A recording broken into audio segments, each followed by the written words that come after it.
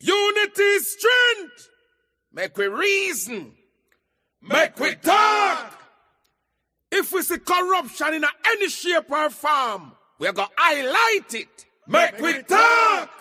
Jeffrey Tavares represents yard and broad and the entire diaspora. As long as it affects the life of our nation, uncover the truth, make we reason, make we talk. And we don't care about no vumva viva va, no upper echelon, nobody is not above the law. As long as it not help Jamaica, make we talk. Make we talk. Unity is strength. Make we reason. Make we talk. If we see corruption in any shape or form, we're going to highlight it. Make we talk. Jeffrey Tavares represents yard and broad and the entire diaspora. As long as it affects the life of our nation, uncover the truth, make we reason, make we talk. And we don't care about no vumva viva va, no upper echelon, nobody is not above the law. As long as it not help Jamaica, make we talk. Make we talk. Unity is strength. Make we reason. Make we talk. If we see corruption in any shape or form, we're going to highlight it. Make we talk. Jeffrey Tavares represents yard and broad and the entire diaspora.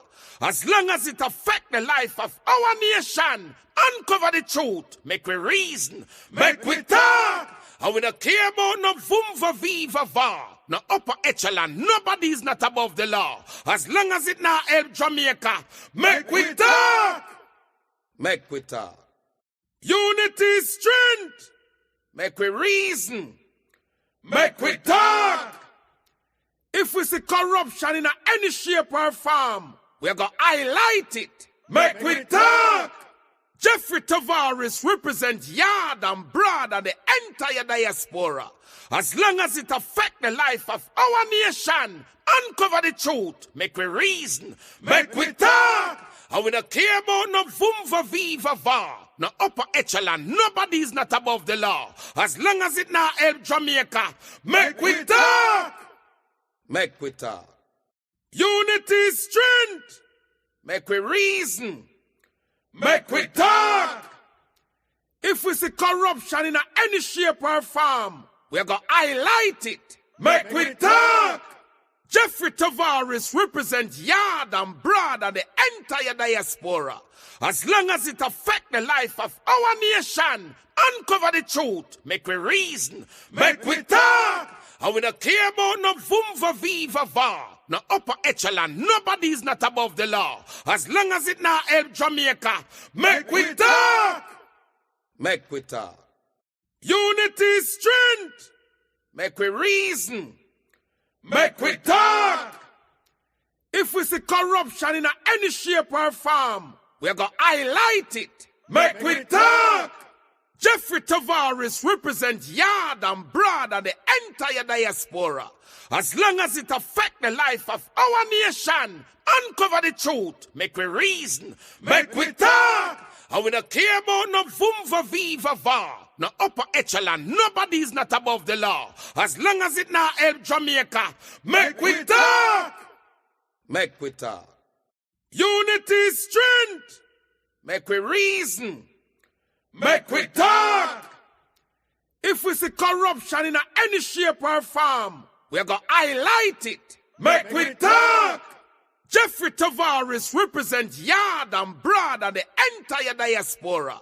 As long as it affects the life of our nation, uncover the truth, make we reason, make we talk. And we don't care about no vumva viva va, no upper echelon, nobody is not above the law. As long as it not help Jamaica, make we talk. Make we talk. Unity is strength. Make we reason. Make we talk.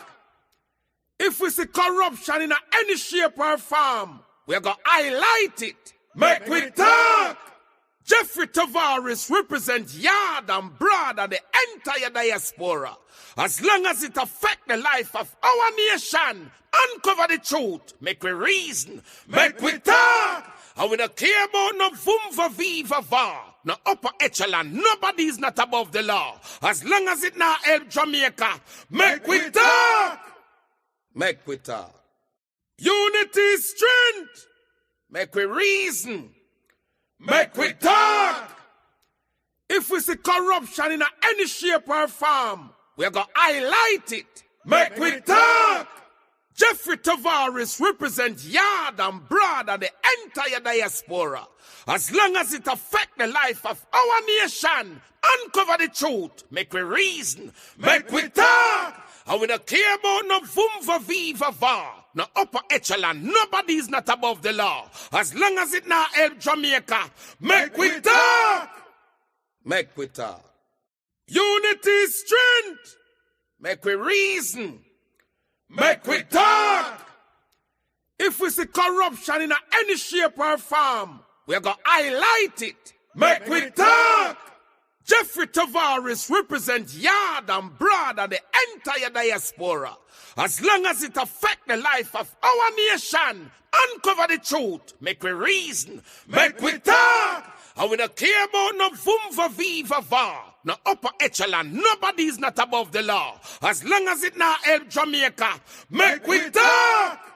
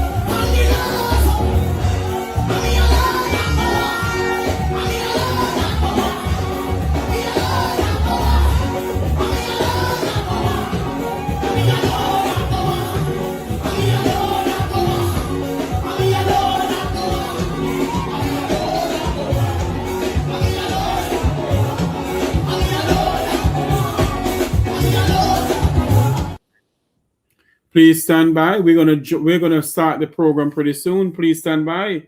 We're just uploading about 2 more videos and we're gonna start. Please stand by. Welcome to the Make We Talk program. We'll start in a couple of minutes. Don't go anywhere.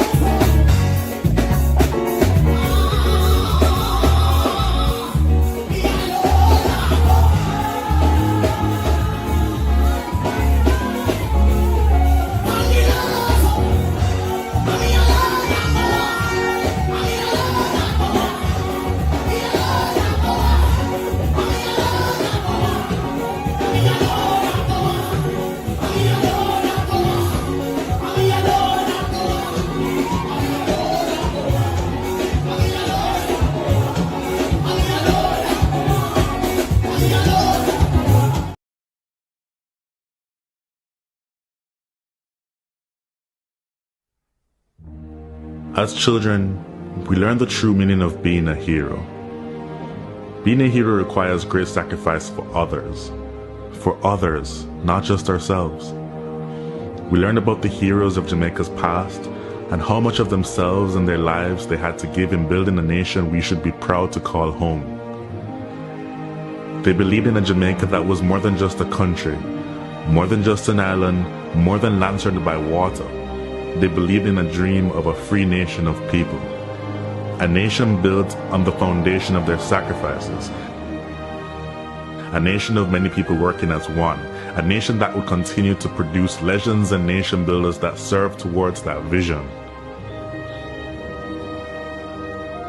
As children, we were also taught the national pledge, a solemn promise, an undertaking. I would like to believe Sir Hugh Sherlock, while writing this pledge, understood the vision and dreams of our heroes. It's clear being a hero is too much to ever ask any one citizen. Luckily, the pledge does not require heroics of any of us.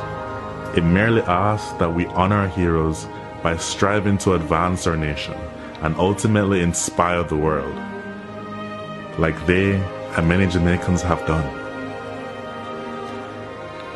It's important we remember those words. These words.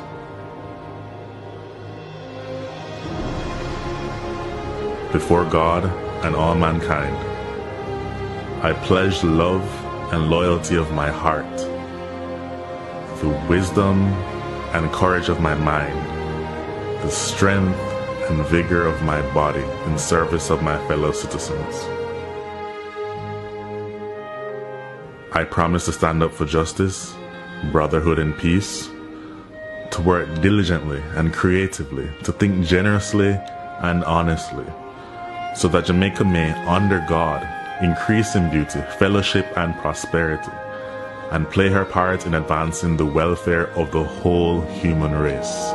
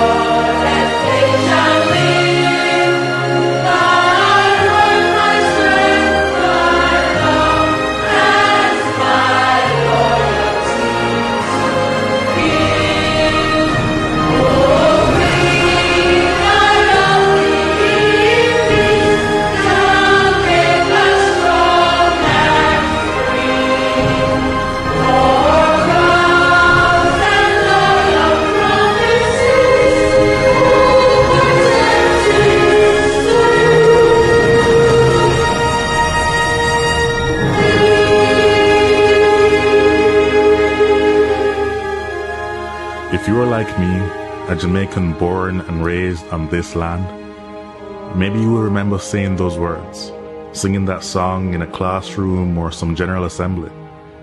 If so, like me, you made a pledge. Somehow it seems like many of us have forgotten that. The crime and violence, the indiscipline and short-sightedness, the corruption, the lack of respect for our beautiful lands we are blessed with, and the waters that surround and nurtures us. We have to do better. Let us honor our heroes so that they would not have sacrificed so much in vain. I hope this video can make a difference to even one soul. If so, it would all be worth it. If you feel the way I do, share it. May my voice become yours. Thanks for watching.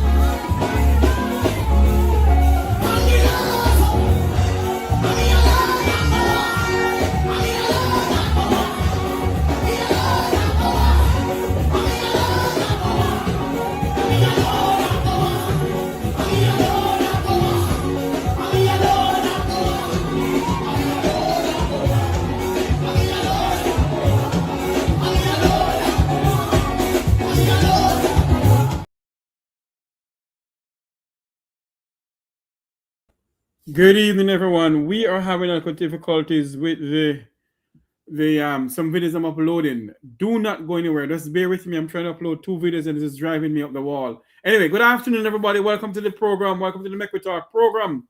This evening, we're going to speak about the diaspora. Our special guest will be Wilfred Samuel Rattigan from Regent Rattigan program, and other special guests will be none other than our good friend Horace Chang from Irie Jam Radio. Stand by as we're going to join them pretty soon. Let's stand by for that, please. Don't go anywhere.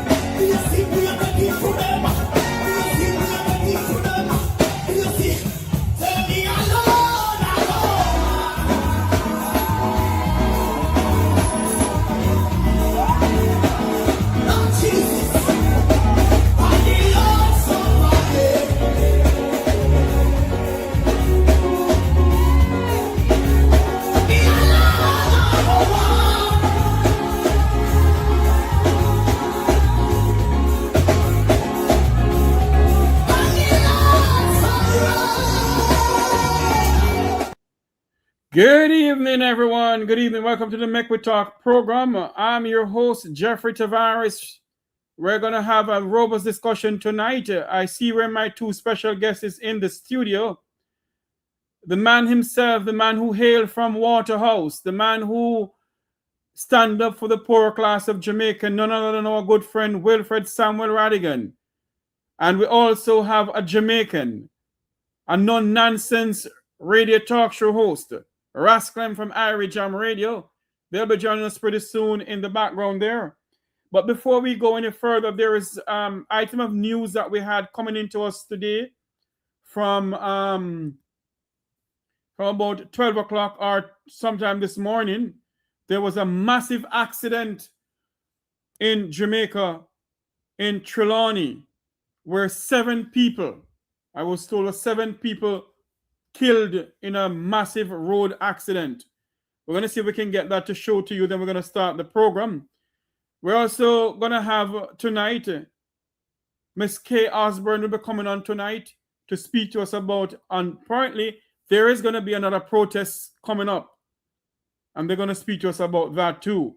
So let us see if we can get the news from Television Jamaica about the crash that happened earlier on. We're going to stand by to join Mr. Wilfred Samuel Rattigan and also our good friend Horace Chang from Irie Jam Radio. Let's do this and see if we can get them up here first, please. Tragedy in Falmouth, Trelawney this morning after a motor vehicle crash claimed the lives of 6 people.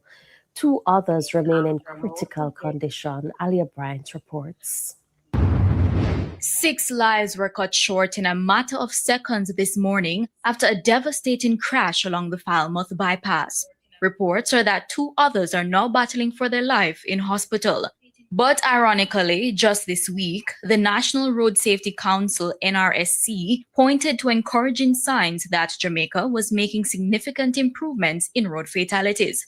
However, chairman of the council, Dr. Lucian Jones, says since June, the island has seen an explosion in road fatalities. It now means that 156 people have died on the nation's roads since the beginning of the year. That traditionally, analyzing the trends, we can forecast that the summer months are going to be terrible. But we never expected this kind of mayhem and carnage on the road in one single crash. Now, details surrounding the incident have not yet been ascertained, but Dr. Jones is calling for immediate reforms to the enforcement of the road code in an attempt to prevent another incident such as this. Every single aspect of the Road Traffic Act needs to be rolled out as quickly as possible so that all the tools that we have, including public education, including enforcement at every level, including training and retraining, can be mobilized so that we don't have this kind of chaos and mayhem and carnage continue on our roads. Aliyah Bryant, TVJ News. It's so easy to become a podcaster with Riverside. First, go to Riverside. There you have it. A massive accident this afternoon or this morning on the Falmouth Main Road in Trelawney. It does not look good, but that's what happened this morning in Trelawney. We're going to have our special guest come on in, but before we do so, let us speak about what is going on within the realms of, I'm telling you, because I didn't get the video to upload, I'm sort of distracted, but I'm going to come on. Let's bring on the guest then. Let's bring on my good friend Rasclem from Irie Jam Radio, and also Mr. Rattigan. I don't know if Will is ready for us. I said, Will?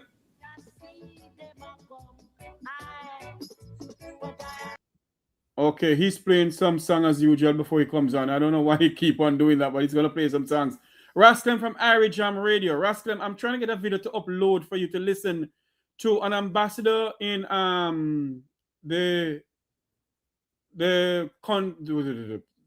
ambassador who is representing the Antigua and Barbuda's government, Ronald Saunders. He spoke to our good friend from RJR this afternoon pertaining to the TCN program.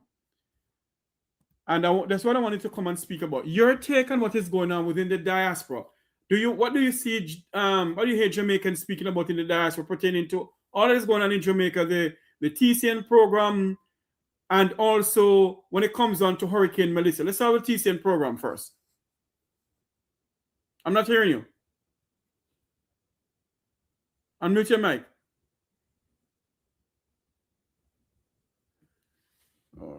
Not hearing you at all, Rasclem.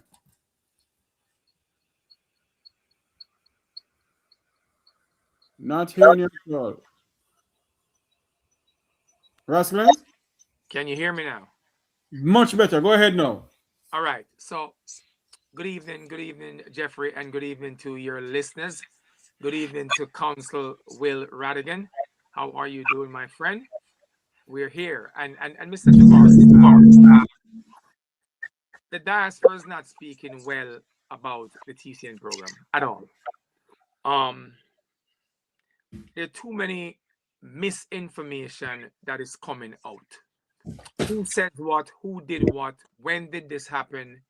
And why did this happen?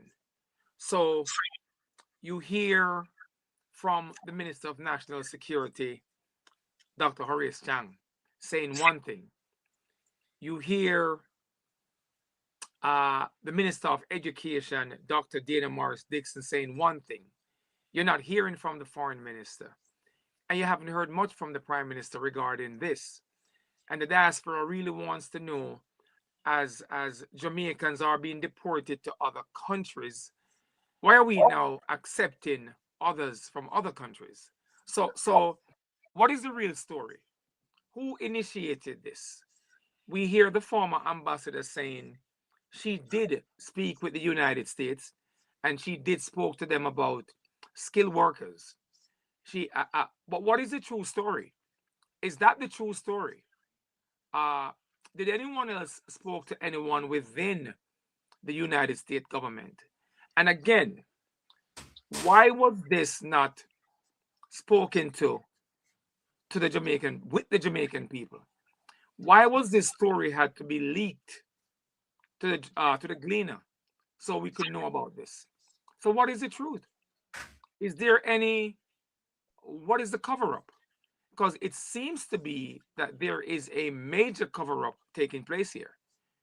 When I hear the Minister of National Security saying that anything such as this would have to go through the Ministry of Foreign Affairs, but then up until that point, we haven't heard any statement from the Honorable Minister of Foreign Affairs. So what is the truth? What should we believe? So that is why the diaspora is so disjointed when it comes to this conversation. What is your listeners is saying on your talk program whenever you have your program? What listeners are saying? Your talk show. Lies, lies, lies, lies, lies, lies. That's it. Lies. So in other words, the Jamaicans in the diaspora do not trust the Jamaican government now then? It's not even about trust. It's about why the lies. Why the lies? Why not come clean on this? But here's something that is very interesting now, because this situation has actually taken back diaspora members to a few engagements that our Prime Minister have had with foreign leaders. One, they haven't seen any minutes from the meeting with Prime Minister Dr. Andrew Michael Holness and President Donald Trump at Mar-a-Lago, the meeting that the PM and others were seated outside. They haven't seen any minutes from the meeting, again, from the Honorable Prime Minister, Dr. Andrew Michael Holness, and his conversation when he went to Israel to meet with their Prime Minister, Benjamin Netanyahu. So again, members of the diaspora are saying, is there cover-ups taking place? So one story has actually reopened conversations to other stories.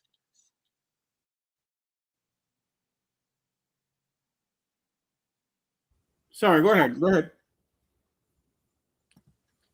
Did you hear me? Yes, I heard you. Go ahead. Okay, so I'm saying that that diaspora members are now leery of these conversations. They're seeing right through what is happening here. And we have yet to see any real statement from the foreign minister. We have yet to see any real statement from the prime minister. So we don't know what the story is all about, really. What is true? Mm-hmm. Mr. Rattigan, come on in here, sir. And I know you have all of this on your program pertaining to this TCN, but your take on it, Mr. Rattigan, when it comes on to, do you believe the Jamaican government is being forthright with the Jamaican people? Mr. Tavares, good evening. Good evening to you, your wonderful audience, and of course, my brother, Rasclem. I completely agree with Rasclem. There's nothing I can add to what he said. I mean, in fact, if we were to end the conversation here, you wouldn't need two of us. You just need one, because I completely agree with everything he said.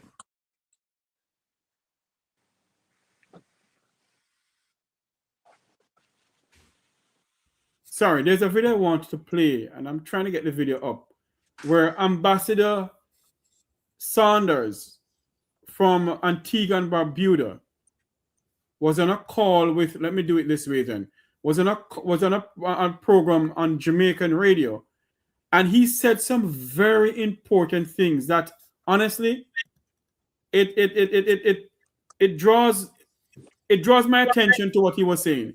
I think I'm gonna do it this way. Let me see if I can figure it out this way. Hold on, please. Let me figure it out this way and see if I can get it up to play.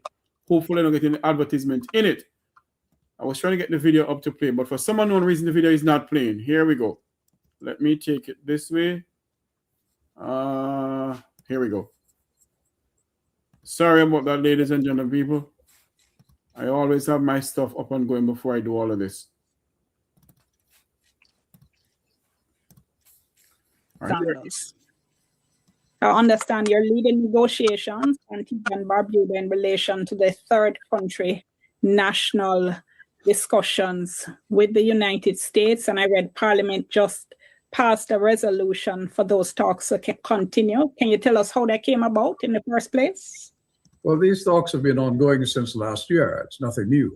The United States, as you know, approached a number of countries in an attempt to get them to agree to take third country nationals that the United States wanted to deport from their own country as undesirable.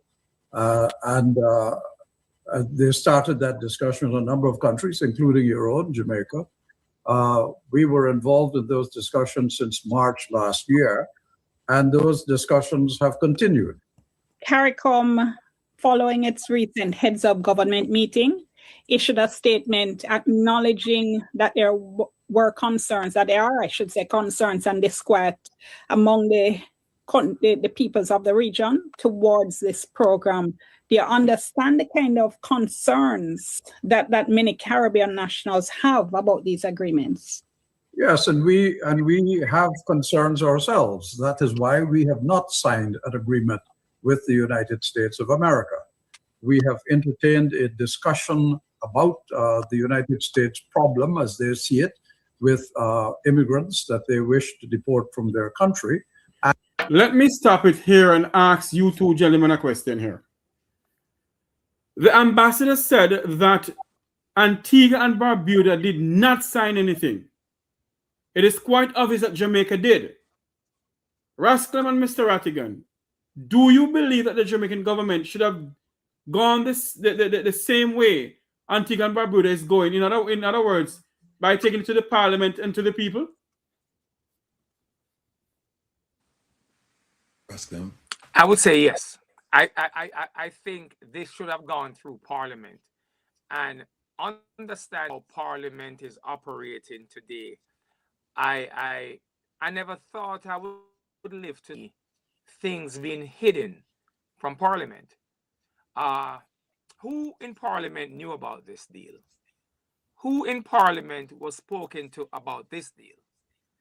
And why wasn't this to the full Parliament? If anyone in Parliament actually knew about this, are we afraid of what the United States have been doing to other countries in terms of taking away visas? And that is why we have taken the route, or our leaders have taken the route that they're taking. We don't even know who these people are. What is their background? And I'm talking about the folks who are being deported to Jamaica. We don't even know their background. And is there any kind of check that has been done on the folks who are coming to Jamaica? I totally understand that there is a migrant crisis around the world. It's not just in the United States. And this has been happening for quite some time. And maybe because we weren't paying close attention to what was happening in England, what was happening in places like Italy, who are citizens, who are non-citizens, and who they're allowing to come in their countries. There is a migrant crisis in the Caribbean, but this particular crisis here that we see unfolding, this is strictly generated by this current administration. And they're telling folks like countries like Jamaica that you're gonna have to take X amount of people, and if you don't, this is what's going to happen. But the Jamaican people in the Jamaican Parliament is not knowing, the full Parliament is not knowing what has been discussed with the rural government and the United States. And this is not good. This is absolutely not good. Rasclam, do you believe that the former ambassador Audrey Marks was the one who negotiated all of this? If I am correct, and I go with what the former ambassador said, she said she initiated a conversation to talk to the United States about skilled workers. But we have skilled workers in Jamaica. So I'm not buying that story. I'm absolutely not buying that story. And I'm also not believing that this conversation was initiated solely by the former ambassador. I don't think she would have just gone and negotiated a contract such as this or started a conversation such as this. She is not, one, the foreign minister. Two, she is not the prime minister. So I am thinking that there must have been a discussion between probably the prime minister, probably the ambassador, probably the foreign minister, and others. So to put this solely on the ambassador, I think there are others who are involved in this conversation. Mm-hmm. We're speaking to Rasclem from Grooving Radio, which broadcasts in Irie Jam Hot 97.1 in HD3 in New York. We also have with us the man himself, the man who hailed from Waterhouse, Jamaica's fearless leader, Wilfred Samuel Radigan. Mr. Radigan, same question to you, sir. Well, Parliament, first of all, the Parliament, the issue. No, the question was this. Do you believe that Ambassador Audrey Mark was the one who negotiated everything? Nobody told you, just went and do it. And that's why I'm saying that this should have been brought to the Parliament first and then have them discuss it so that people could understand what's going on before you have somebody like Ambassador Audrey Marks coming out and saying that, well, she did this, she did that. What we have to remember is, and we're going to talk about it more tomorrow, what is the role, the real role of Ambassador Audrey Marks? She's currently the Minister of Innovation, Digital Transformation and Efficiency. Actually, it's the other way. It's Efficiency, Innovation and Digital Transformation. Her role doesn't put her anywhere near law enforcement matters or military matters or national defense matters. And yet we find her traveling, hosting meetings in Jamaica regarding these issues. We saw her traveling to Florida in March, talking about these issues. And then she's saying she's talking about the margins. To your specific question as to whether or not she engaged the U.S. Regarding the TCN. It's interesting that the clip you just played, that ambassador, you remember what he said? He said that these talks have been going on since March of last year. March of last year, where was Audrey Marks? March of last year, Audrey Marks was getting ready to leave. And if you remember what she said she was engaging the U.S. administration on the migration issues, what do you call it? Structured migration issues, where they would get workers from America, skilled workers to come to Jamaica. Yes. Now think about that.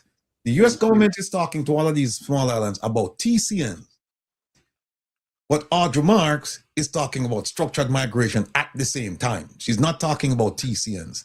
What's the likelihood of that happening? I agree again with Rasclem. We're not buying it, because she said she put together this initiative, and she was talking to the administration in March. She started up in January, then she finished it in March. Well, she left in March, and we know we can't really believe the things that she's saying, because we have information, public information, that she demitted office in March, I think it was the 13th. And on the 14th, where was she? In Jamaica, being sworn in as senator and minister of innovation and digital efficiency, innovation and digital transformation.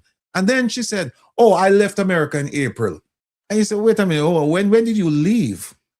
So we can't, our date's not even correct, so we can't believe her. Then she said that if you notice, she doesn't discuss the meeting in December of last year. If you listen carefully, she'll tell you about the meeting in April. And you know why she'll tell you about the March of this year. Reason why? Because that has been widely distributed. The one in December, very few people know about it. And the people she met with in December are the same people that she's claiming to have talks with in March in Doral, Florida. Who are those people? the three main people who were in Jamaica in December, and they were in Florida with her in March. Those three people, they belong to the Department of War and the Department of Homeland Security. If she's talking about structured migration, where are the people from the Department of Labor? Where is Pernell Charles Jr.? Where? Where is the Minister of Foreign Affairs and Foreign Trade? As Rasclem rightly said, we haven't heard from those people. We're hearing from her. So the question is, what role is this woman playing? Once you demit office as an ambassador, you know, and you have a new ambassador, so you can't act in that role. Yet, what did we see in Florida and Dora? We saw the then current ambassador Anthony Anderson sitting in the back of the room. And if you notice, when they introduced Audrey Marks, they introduced her as ambassador. They couldn't introduce her as minister because it would be Minister of Efficiency, Innovation, and Digital Transformation. And people would say, well, what's she doing here? There's no, what purpose does she serve here? So, Mr. Rattigan, did they introduce her as former ambassador or ambassador? Ambassador. Oh. So is it that Anthony Anderson was that just a figurehead and that is it not more? You have to ask him, Jeffrey, but he was we have the video and we have the picture. He was in the back of the room sitting next to the CG. All right.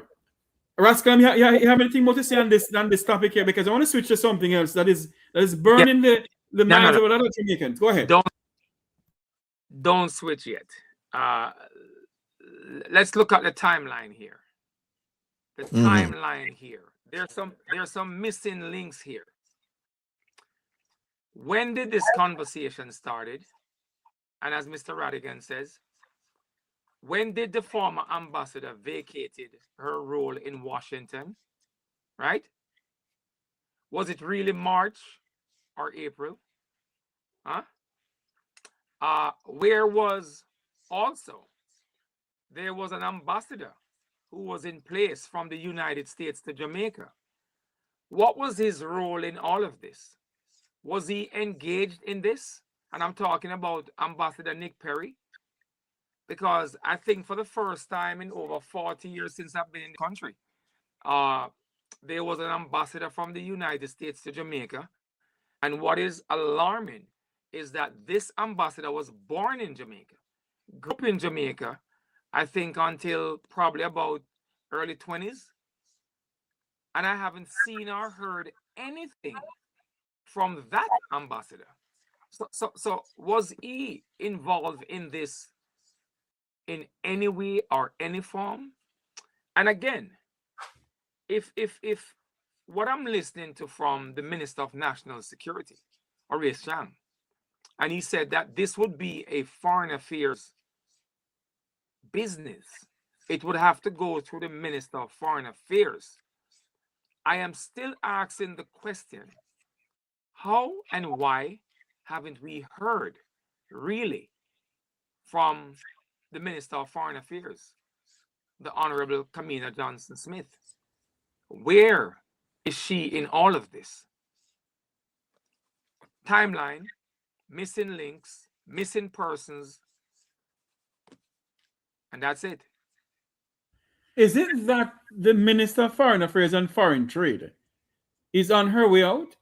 A little birdie pinched me and tell me it seems like Prime Minister is going to reshuffle his cabinet soon, you know. I saw something last week that refers to that. Did Kamina Johnson demit office? Now, you know the saying in Jamaica, if it not go so, close to it. Something is happening. Something is happening. We just have to wait and see here what the truth is. I think the Jamaican people have been misled, especially when it comes to this conversation. And again, it's disheartening. It is very disheartening because, you know, in Jamaica, we have an institution called the University of Technology that produced a lot of skilled workers, especially when it comes to architectural, when it comes to engineering, when it comes to even nurses and construction workers to a certain on a very large scale. So why is it we're looking outside of Jamaica for skilled workers? And what skill really these people who have come into Jamaica, what is the real skills that they possess? Have we asked what are their skills? Have we asked that, Jeffrey? What are their skills? I don't think they ask any question, because obviously the Minister of National Security, and well, let me rephrase it. This is how I refer to them, and no disrespect to anybody, because I have two distinguished gentlemen here on the program here, but this is how I refer to them. I don't think the Minister of National Insecurity and No Peace have a clue in what is going on when it comes down to those people coming to Jamaica. Not one iota of nothing. He doesn't know anything. Will? Let me just add to what Rasclem made a very cogent and outstanding point, that we have skilled workers in Jamaica. So not only do we have skilled workers, we have upwards of 400,000 people who are not working in Jamaica. And the Prime Minister himself said that they had 50,000 unemployed, and you have another 350,000 plus that are not in the workforce. So when you hear that 350 number, they too aren't working. So when you combine them, you're gone way over 400. Some people say it's as high as 600. But so we have our universities or tertiary institutions pumping out these highly qualified and energetic people looking to go out in the world and make a mark for themselves. They aren't skilled. We can't hire them. America has what they call America First policy. How about a Jamaica First policy where you hire the Jamaicans there? Then that's compounded by the fact that, and Rasclem can speak to this better than all of us, we have highly skilled people in the diaspora. How come they're not making an outreach to them to say, come home? Indeed. We're going to take people that they're kicking out of America, people that they're deporting, and we're going to nice it up and say, well, these are skilled people. At the end of the day, they are in the TCN program. They're being deported. No matter, I heard the Prime Minister say, well, it's not deportation like, you're regularly top. Deportation is deportation. So we have two groups of people that, if Jamaica was really serious about addressing the employment issue, they could have gone to those, one in Jamaica and the one outside, before you start bringing people in. Jamaica First policy. I want to do something, Mr. Rattigan and Sir Rasclem. The ambassador of Antigua and Barbuda, I want you to listen to him keenly. Then I'm going to go to a video that I have, because a lot of Jamaicans are not understanding the 3 Jamaicans that are in the African country there. They don't understand certain things. And the person who, and I know he doesn't want me to say, but I'm going to say it. The person who let the Jamaican government knew about those 3 persons, seems sitting right there. He's sitting right there. So I want Jamaicans to understand this. I want to listen to this video here, though, before I do anything else. Listen to this. And other undesirables, but we do not believe that is our problem. They have a problem which they are trying to decant to other countries around the world to cope with their immigration policies. We too have severe immigration policies in Antigua. For instance, over 50% of the population of Antigua is made up of immigrants. In Antigua, we have at least 10,000 Jamaicans, for instance. We probably have another 15,000 people from the Dominican Republic, and an assorted number of people from the rest of the Caribbean, Guyana, St. Vincent, Dominica, that add up to another 20,000 or so. You're listening there to Sir Ronald Sanders. He is the ambassador to the United States for Antigua and Barbuda. He's leading their negotiations on the 3rd country. She's gonna take a break and come back. When you listen to how the ambassador said that they have about 10,000 Jamaicans and so forth and so forth and so on. My question to both of you, though, if other countries are dealing with the immigration issues, can you, Rasclem or Mr. Rattigan, tell me if Jamaica is doing likewise?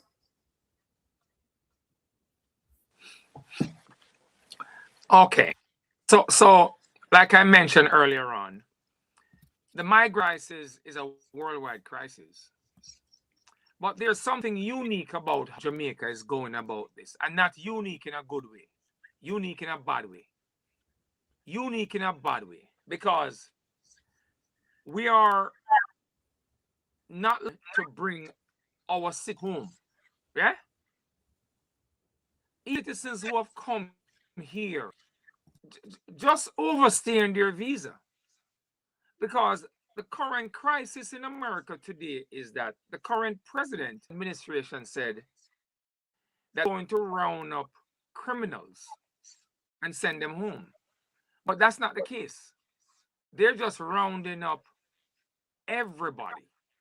They're even rounding up citizens, people who were born here. And are they doing this mistakenly? Or are they doing this based on skin color? Are they doing this based on profile? But I think Jamaica is allowing the United States to dictate certain things in Jamaica. And I can only think that this has to do solely with visas. Visas. People don't want to lose their visas. Is it that, Rasclem, that the Americans may have said to the Horace administration, listen to me, if we don't do X, Q, Y, Z, we can take away Timbuktu and Lambert and the $1.4 billion school bus scandal? Huh? Could be. Could be. It could be. Like I said, go ahead. There's some missing links here that we need. There's some missing links here that we need to ask questions about. And here's something I'm looking at. I see where Jamaicans, a lot of Jamaicans, especially the ones in Jamaica, they would like to critique what's happening here in New York City, or what's happening in Washington, D.C., or what is happening in Florida. And they want us to talk about it. They want us to talk about how the current administration is behaving and is acting. But when we talk about how the current administration is acting and operating in Jamaica, they're saying that we're from the opposite side, or we don't know what's going on because we are stowaway. We run away from Jamaica. But how hypocritical is that you want to sit there and actually talk about U.S. policies and U.S. issues, but when here and talk about Jamaican issues and Jamaican policies, we are the problem. How is that, Jeffrey? You know, I tell you something, Rasclem. You have some Jamaicans who, for some unknown reason, when it suits them, they talk good about the diaspora. And when they shit hit the fan in Jamaica, they come to us. But we mustn't speak about what is going on in Jamaica. We mustn't criticize the government. If we do so, we're a dirty comrade. And if we criticize the PNP, we're a dirty labor right. The mental psyche of our people, something is fundamentally wrong with them. I want you to listen to some more of Ambassador Saunders. Then I'm going to switch to something important. I never speak to him about it. I'm going to do it. But I need to speak about it because I've been listening to some social media posting. And I'm sick and tired of Jamaicans not listening keenly to what is going on. Listen to Ambassador Saunders for a bit. United States over this third country national agreement issue? So we have immigration problems, but we are not trying to decant them onto anyone else. We are trying as best we can to cope with the immigrant difficulty that we have. And indeed, from time to time, we have offered amnesties for the regularization of people who are in our country illegally, to make them legal and to give them a pathway for residence or citizenship if that is what they wish. Now, we think that's the right approach to these matters, but it is not for us to dictate what policies the United States wishes to conduct. I have a challenge for you. Oh, Lord. I want to know if you'd like to write a book. However, while we are willing to discuss with them ways in which we might be helpful, what we were certainly not going to do was to accept some of the conditions that they were trying to lay down for these discussions. And amongst them, for instance, we have said that we will have no automatic or standing program of people coming to our country sent by the United States at the United States' choice. We said that if we continue any discussion with you, it would have to be on the basis of our complete sovereign discretion. In other words, we would reserve the right to reject anyone who is put to us if we consider that person not to be desirable. Hold on there now. Mr. Rattigan and Raskin, do we have any idea at this point in time if our government has laid down what Ambassador Sanders just said that Antigua is doing? Will? Mr. Rattigan? No, we're not hearing a Will. It looks like Andrew mute your mic. Rattigan started out by telling you that we're getting different stories depending on who's speaking.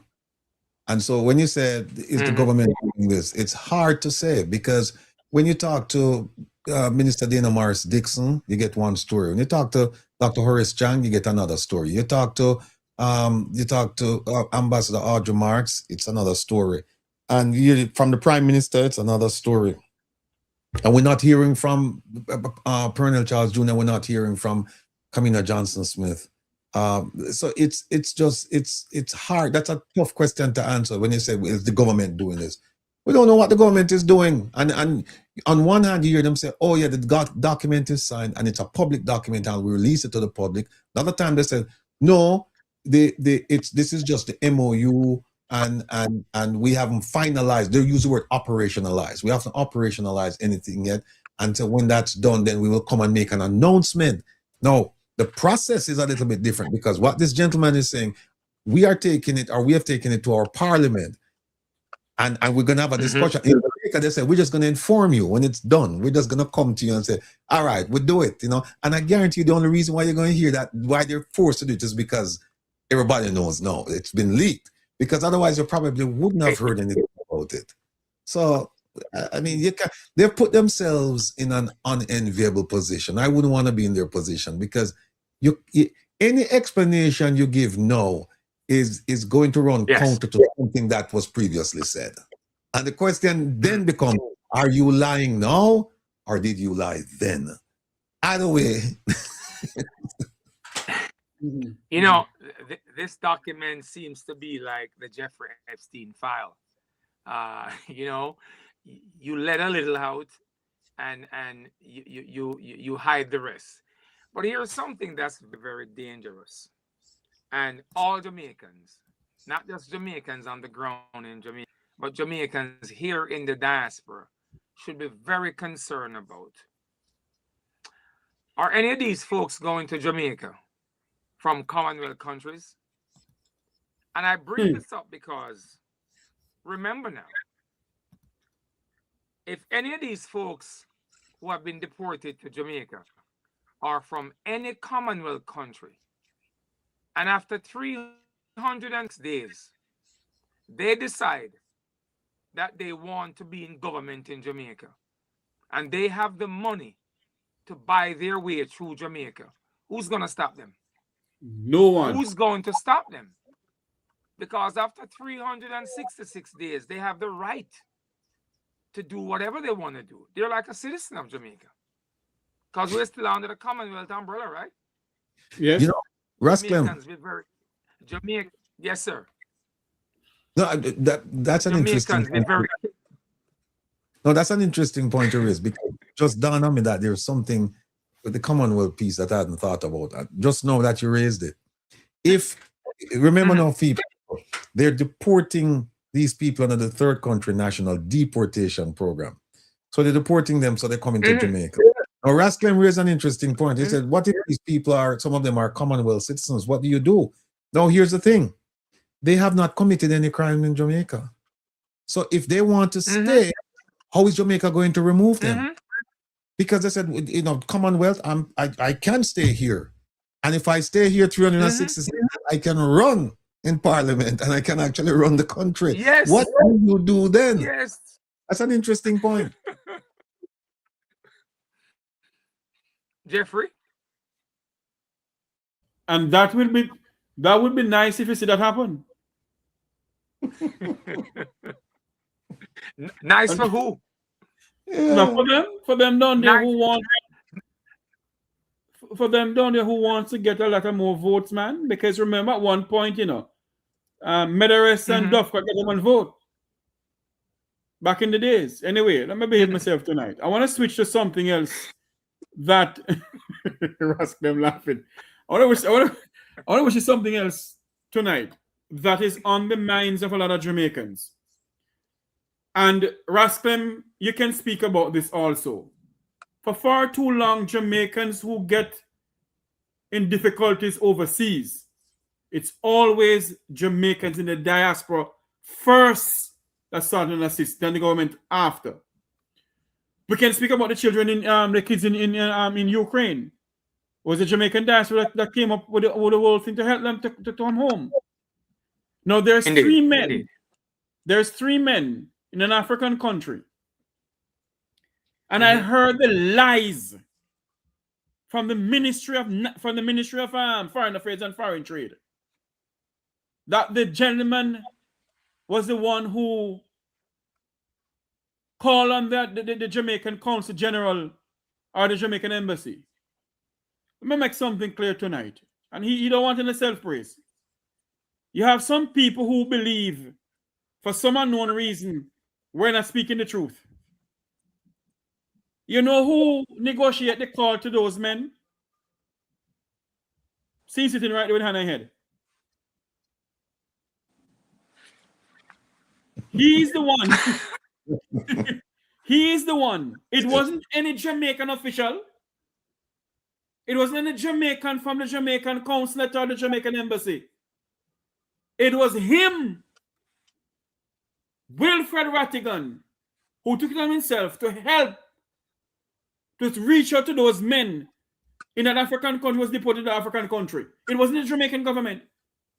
It wasn't the Jamaican embassy in South Africa or Gigali, wherever the place is. It was him. And I want you to listen to something here, Rasclem. An interview that was done by Dan Jackson Miller with Wilfred Rattigan. Listen to this. To show you how, for some unknown reason, this government will not speak the truth when it comes down to Jamaicans languishing either in prisons overseas or get themselves in difficulties. They won't speak the truth about it. Listen to this.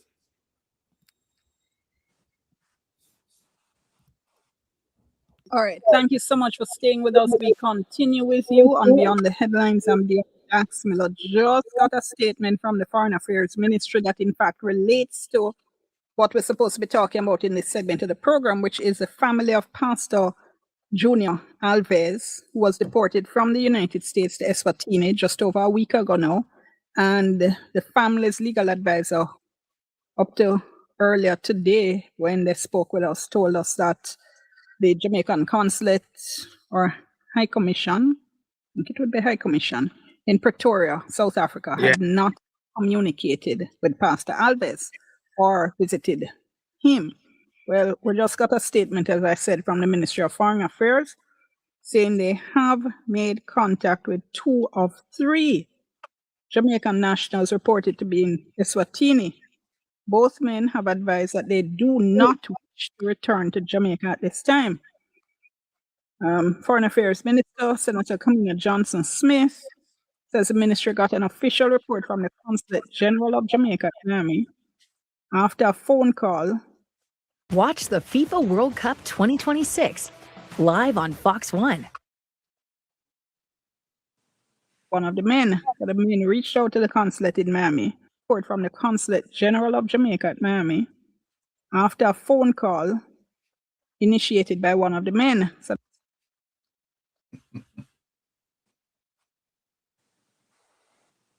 that is a lie from the pit of hell.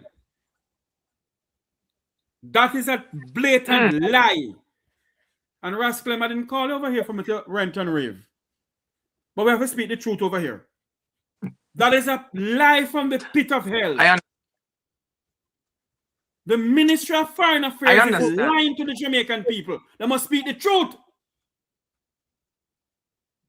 None of the men that did not.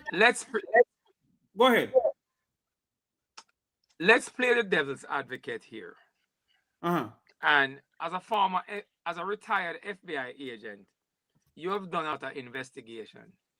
And I know you can see through this. Might not have been a lie, you know. It might have been a delayed in story. And I say delayed in story because after Mr. Rattigan made the phone call to the Consul General in Florida, that's when Mr. Rattigan, you follow me? Yeah. You follow me? So I do. You see, Mr. Rattigan understand how this works, you know. It was after that phone call that contact was made by Consul Rattigan, and it became known to the consulate in Jamaica. That's when that conversation could have spun the way it spun with the foreign minister. So it's a delaying story. It's not a lie. I'll follow you. No, I'll follow you. Because the truth be told, the Consulate General didn't know about this, right? I reached out to him, and then I got there because I was already talking to the people, and then I said to him, hang up your phone, I'm going to call you back. And then he came on the phone, and so that's how he ended up talking to them. But the thing is, he communicated the message to the mothership on Port Royal Street, and then they massage the information to say, well, the men call them or they call them, and no such thing, people. I lie. The CG know that. The CG know that. The CG, because I talked to the CG today, and it was the CG who said, okay, let me get on it right away, and he reached out to them in at the Ministry of Foreign Affairs and Foreign Trade at the headquarters on Port Royal Street. But let me just tell you, people, that as we speak right now, those three men have not heard from the Jamaican government. They have not heard from the Jamaican government. They have not seen anyone, nothing at all. We've been told that they're working through the diplomatic process to get somebody there. We were also told that they were going to call them.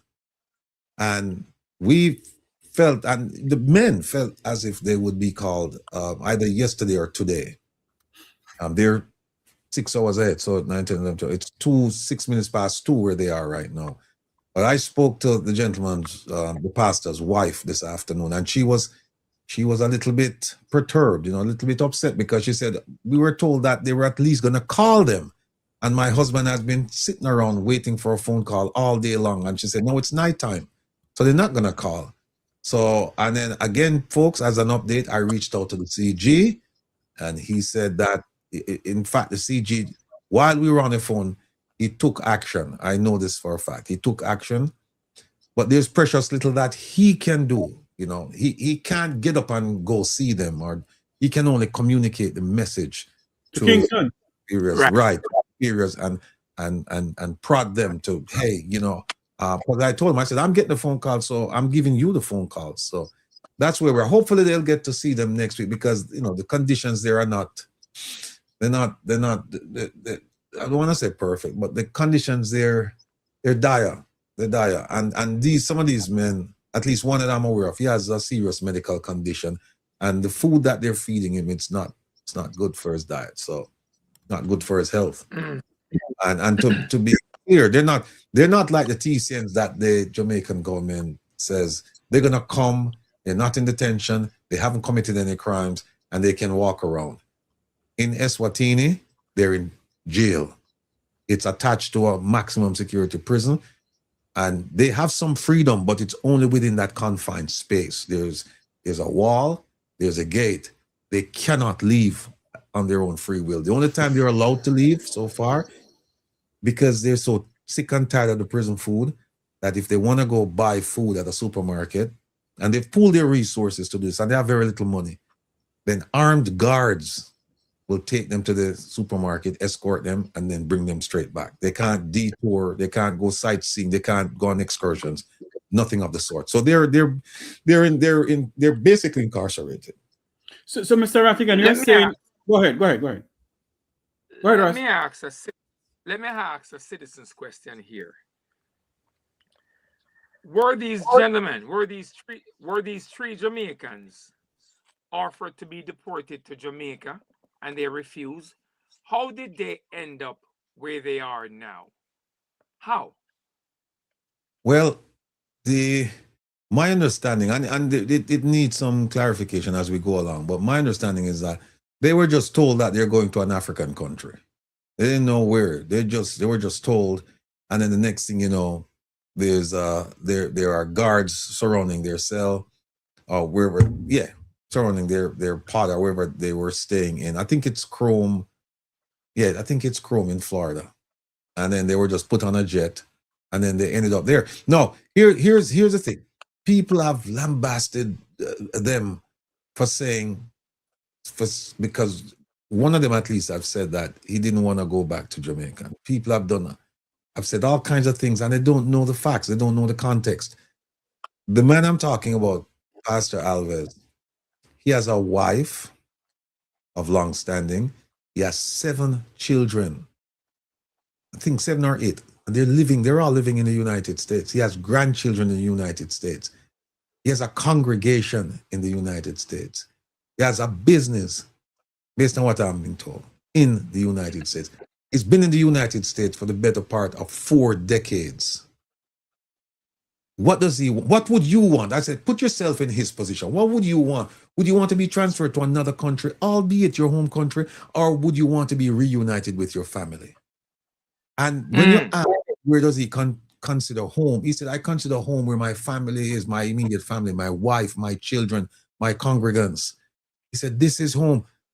It's not, and as I've said before, it's not his final resting place, because when you talk to all of us, we say, yeah, man, I want to go back to Jamaica. I want dead and buried at Jamaica.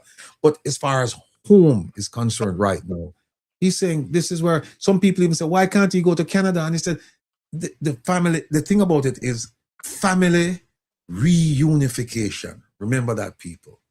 Right now, there's family separation. He wants family reunification. And he said, the only way I can get that is to come back and be in the presence of my family.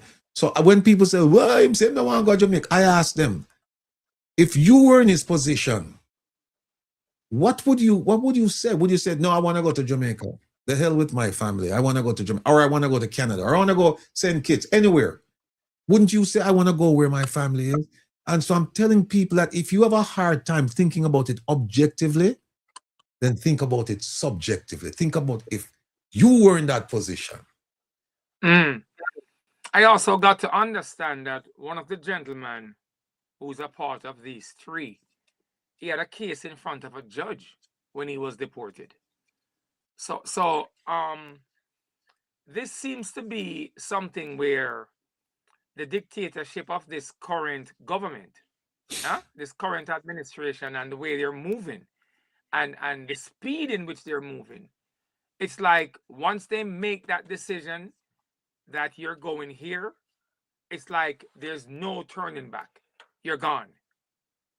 But once this story broke, I honestly think that as a Jamaican living overseas, I honestly think that once the government found out about this, they should have really made an effort to make full contact with these people, wherever they are.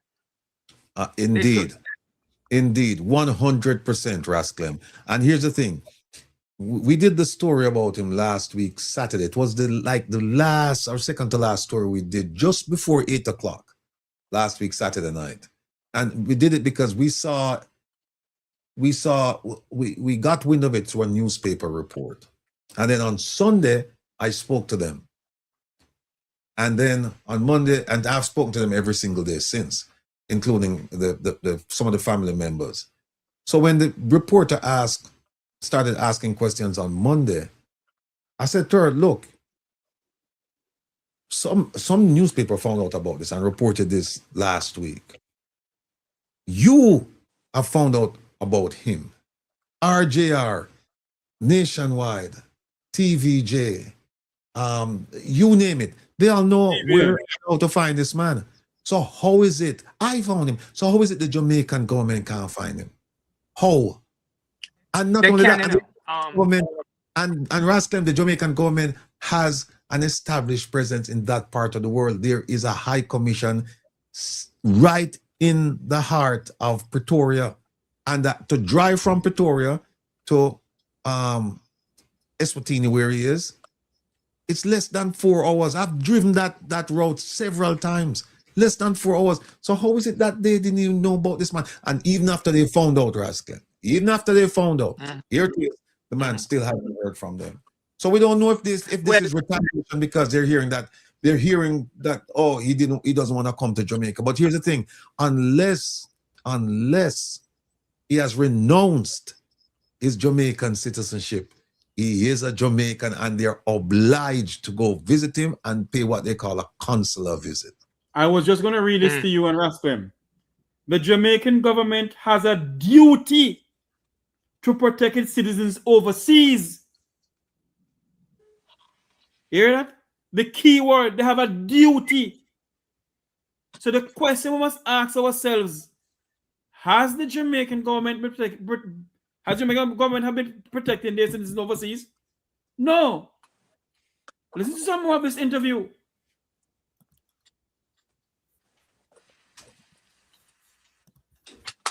The man reached out to the consulate in Miami, and he was accompanied on the call by his attorney. A second Jamaican national then joined the call. During the discussion, the men were advised of the consular assistance that was available to them and that the government of Jamaica, is ready to take them back. Mr. Rattigan, can you say if these gentlemen get any consular assistance all now? Again, as we're sitting here, the time is 8:15 New York time. They have not heard or seen. They have not heard.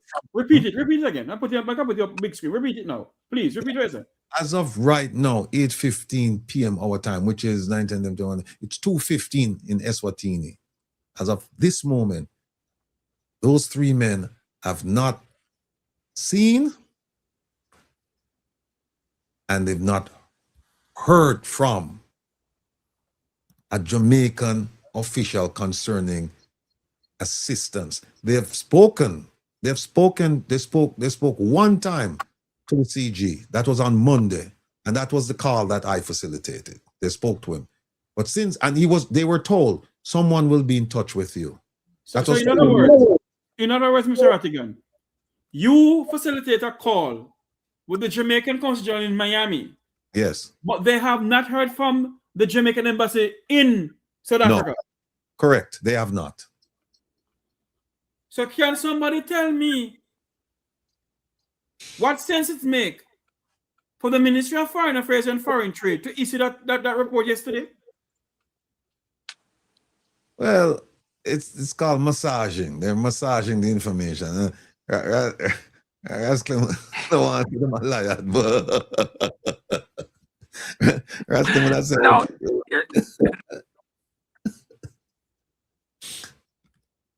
Maybe you will know this, and maybe you would know this, Council. Do we currently have a sitting ambassador from Jamaica to South Africa in place? Yes. Do we? Yes. Okay. We don't have one in Washington, though. We don't have one in Washington. One is coming soon. One is coming soon. I heard that is Wilfred again. Rasclem. Or I heard Jeffrey, it's or Jeffrey Rasclem. Tavar. Go ahead, Rasclem. but you know how and I tell you, nothing is a secret anymore, you know. AI, because of the internet and because of artificial intelligence, I think we have to be very careful. And I say we as a people, because I want the government to know that whatever is being discussed that they think is a secret, it's leaking. And if information can leak, as Steve Bannon said this past week, that information was leaking about what the president of the United States was going to address the nation about yesterday. Former White House advisor Steve Bannon said that information was leaked to MS Now on Wednesday. Now, if information could be leaked from, quote unquote, the leader of the free world, why do we think information is not being leaked out of little Jamaica? So when I say it is said that there's an ambassador on the way, there is an ambassador on the way. Now, let's go back to this story in Africa. And I really think that this is very disheartening, that we have citizens who are just lingering, just wandering out there in a foreign country, not freely, but in a prison or in a jail. And we are not trying to find out their condition and what's really happening with them and what has happened. Now, if this was someone from, let's say, Cherry Gardens, if this was someone from the upper enchilada of society in Jamaica, the people of the Zumba on the Zumba V, would it be the same response? And again, you know, it is said that it's not what you know, it's who you know. And it seems to be that these three families that are involved in this situation, the only person I really know that have a voice is Mr. Rattigan. Exactly. Because if it wasn't for him, really, we wouldn't have known about this story. And I tell you the truth, I saw this story, you know, and the only reason why I saw this story is because I got a feed from Mr. Rattigan. And I'm like, whoa, when did this happen? And then I saw the Dan Jackson piece, and I'm like, whoa, this thing is real. So it raised the alarm. And then it makes you wonder. It makes you wonder, why the dragging of the feet? Why the dragging of the feet? Why? And it's just a question. And it's a question for those who are in position to answer.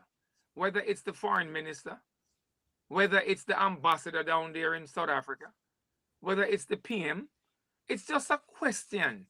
Why the dragging of the feet? You know, and I know that Oliver Meir, CG Oliver Meir means well, but he only has a certain height that he can take things to.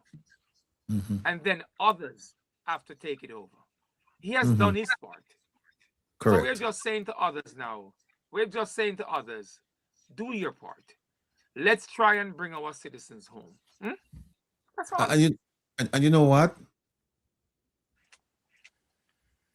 It's not as if this has never been done in that part of the world, and so they don't know how to do it, and they're trying to figure it out.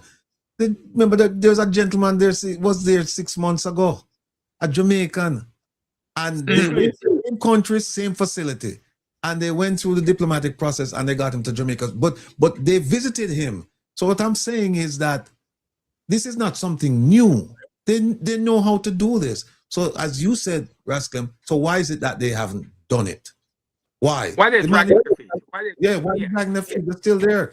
So and remember now, he's not asking right now for them to come and get him out of the cell and take him to Jamaica, take him wherever. He's just saying, you need to come visit me because, you know, there are some things going on in my life right now that, you know, you as the representatives of my country, you can help me and you're supposed to help me. Like with hygiene. They're supposed to help him with stuff like that. With his medical condition. They're supposed to help him with all of that stuff. And they're not. He's running out of medication right now. You know, he was telling me that he has to take. He has diabetes, and he said he has to take his medication now every other day to keep his little stash.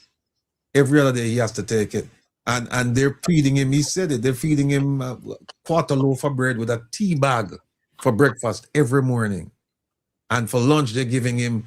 Them have a bucket of rice. Them say them bring buckets of rice from the prison over to the jail, and then they serve them that with some unidentified gravy, no meat, just some gravy them throw up on top of the rice. And them say them can't eat that. Them never know where the gravy come from. And then at night them give them rice again with beans. So if you have diabetes, you can't eat so much rice, so much starch. Oh no.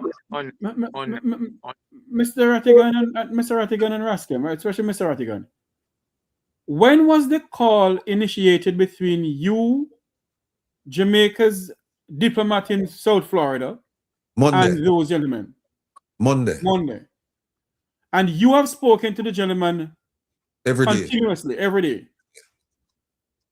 And you're saying to me, well, Jamaicans should know this because Mr. Rattigan not lying about it. That until now, no call has been made to the gentleman from the Jamaican government, no one from the Jamaican embassy in South Africa, wherever the place is, to the gentleman. And he's a diabetic patient. Yes. And yet they said that we love people, we care. Fortunately, he has a phone, you know, because if had it been in the prison, I don't know if he would have a phone, but he has a phone in the thing, and the phone stays charged. And his wife calls him every day. I talk to him. I talk to him every day. I talk to his wife 2 times a day, 3 times a day. So I'm really abreast of what's going on with him. And like I said, I spoke to his wife because his wife called me today and said, "Listen, we haven't heard anything from the Jamaican High Commission in Pretoria, and we haven't heard anything from any Jamaican official." And I said, "Let me call the CG and find out." So I called him, and then he put in another request for the gentleman to be seen. Or at least give him a phone call. He put that request in this afternoon. And I spoke to the wife again this evening, and no, nobody has been in touch with him. And remember, it's 3 of them, it's not one, it's 3 of them there. I know Rascal may have to leave, but I want to listen to some more of this interview with Wilfred Rattigan and Dean Jackson Miller. And, we're going to dissect this. Hold on, listen to some more of this. Because this don't look good. And some lies is being spread out. My good friend, former Sheriff Knight, would say they're pathologically mendacious. Listen to some more of this.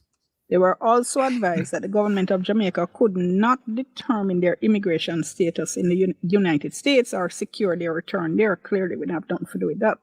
Both men said they do not want to come back to Jamaica. The minister says that Jamaica's High Commission, yes, thought so, in Pretoria. Both men, is 3 of them, But 2 still don't want to come back. My men, 3 of them, And not 2. I 3 somebody. That's true. Listen to this. Victoria, South Africa, is continuing efforts to establish direct contact with the 3rd Jamaican national. I don't know if the 3rd one is Pastor Alves. All right, let me see. The ministry's engagement follows earlier outreach by the Jamaican embassy in Washington to U.S. authorities trying to get information about the men's removal to Eswatini. Okay, hold on there now. Mr. Rattigan, come on in here for me now, sir. When a Jamaican national is being deported from Canada or wherever, isn't by law under the Geneva Convention that the host country must tell the embassy that Tom Jones is being deported? Yeah, once a person is detained and they're getting ready to, they've decided they're gonna get rid of him. When I say get rid of him, I mean deport him or remove him. Then they have to contact the person's home country to say, listen, we have one of your nationals here, and this is what's going on, blah blah blah blah blah. And then keep in mind that this man has been in ICE custody from January. So there's another question. There's another question before we get to Eswatini. Did the Jamaican ambassador or the CGs here, did they reach out to the American government to try and find out where this man was to go visit him? Good question. Were they notified? That's the first thing. And if they were notified, what did they do? But all of this go back to relationships, you know, right? And if the Jamaican embassy had a good relationship with State Department and the other departments, they would have known this. This is something that they would have. But if you have no relationship, then people just, you know, them just do whatever they want until they hear from you. And that's exactly. Is it then, Mr. Rattigan, that we must assume as Jamaican citizens that there is not a good relationship with the Americans and the Jamaicans? Oh no, the relationship is not where it should be. Not that there is tension or anything like that, but there's incompetence. They don't know, they don't have what it takes to be a diplomat. They carry the title, but they don't do the work. To be a diplomat, you have to, yeah, it takes a certain personality, a type of personality. It takes a certain spirit. Not everybody cut out for this kind of work, Jeffrey. I loved it when I was doing it because that's just my nature. I love being around people. But, you know, we have heard stories about former ambassador Anthony Anderson saying before he left that this job is not for him. He's not cut out for this kind of work. Yeah. And we can understand why, because we saw him in the back of the room down in Florida. And of course, you'd end up saying something like that if you're the ambassador. And here's the thing, you're the ambassador. You have come to America previously with the Prime Minister to discuss these same issues, transnational organized crime, with the FBI and other agencies as police commissioner. And now you're ambassador, so now you can really champion the cause because you're here. And when them have the meeting, what them do with him, them put him next to way near to the bathroom, they exit, them put him, and brought in Audrey Marks, who knows absolutely nothing about these issues. So, and then I'm going to tell you something. He say, you have to understand the American psyche, you know. You don't have to say things for them to understand what's going on. You see, when, and I'm telling you because I've sat on that side of the table and I've been in the conversations before and after events. And I'm telling you, when they see this, they said, this ambassador is of no use to us. He's undermined. The government has undermined him because how can you have him come here, discuss these issues, and now we're going to talk about implementing these things, and then you put him in the back of the room, and then you bring somebody in who doesn't know all of this. Because what that conveys to the Americans is that you're not taking this thing seriously. You're not taking this thing seriously, or that you have some serious problems with him. So once it's perceived that you have a problem with him, they don't want to deal with him. They're like, why are we dealing with him? Because his own government doesn't want to deal with him. So they want us to deal with Miss Audrey Marks. And guess what? They'll gladly deal with Audrey Marks because they're looking, and I'm just giving you my perception of being on that side of the room. They're looking and they're going, this is a done spot. And we can just run circles around this done spot here. So make we just go ahead and just do what we need for though. Because the man who really should be sitting here seem way over so make we just talk to her and just ignore him, and then we can, whatever games we want to play, we can play with her because she don't understand what's going on. That's how we view it. Well, let's be fair here. Let's play the devil's advocate here, because if you look at how geopolitics has changed, and if you even look at another situation where, and let's call it America's war in Iran. And again, this current administration seems like they don't take any talk from anyone. Let's play the devil's advocate. Let's say we had an ambassador from Jamaica who was in direct contact with the United States. But the United States decide that no matter what you say, this is where these people are going. We're getting rid of them, like it or not. Because let's look at what has happened since this administration took office. They have done some things which could be deemed as unethical. You look at how they were deporting people to Venezuela and other countries. And it was like, you would really believe when they say we're rounding up criminals.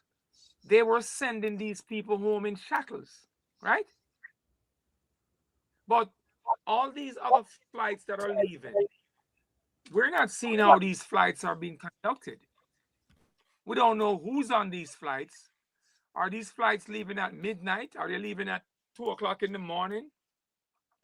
Are they just rounding up a group of people and says, you guys are out of here? Because it seems as if the folks who are in Washington, D.C. today, they're working for their stripes, you know.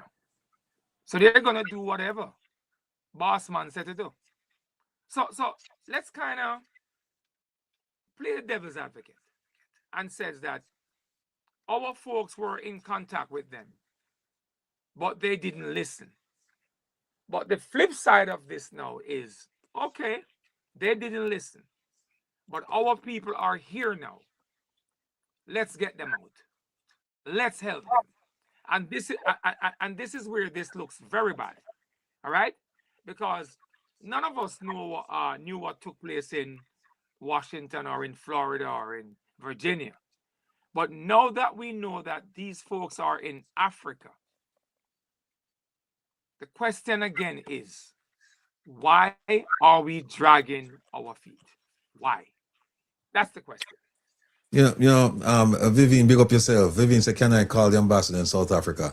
I can, but I tell you what, once they hear the name Rattig and Vivian, they're going to say, we don't want to hear from you. And I don't want to inject myself into something like this because they have their diplomatic channels that they're working.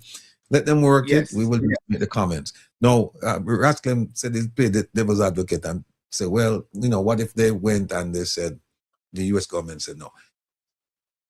I am a firm believer that Roger Marks was a complete failure as ambassador. And I've lots of evidence to prove that. One of the things that, and I've done it, you may have a policy, the US government may have a policy, but you have preferential treatment under that policy.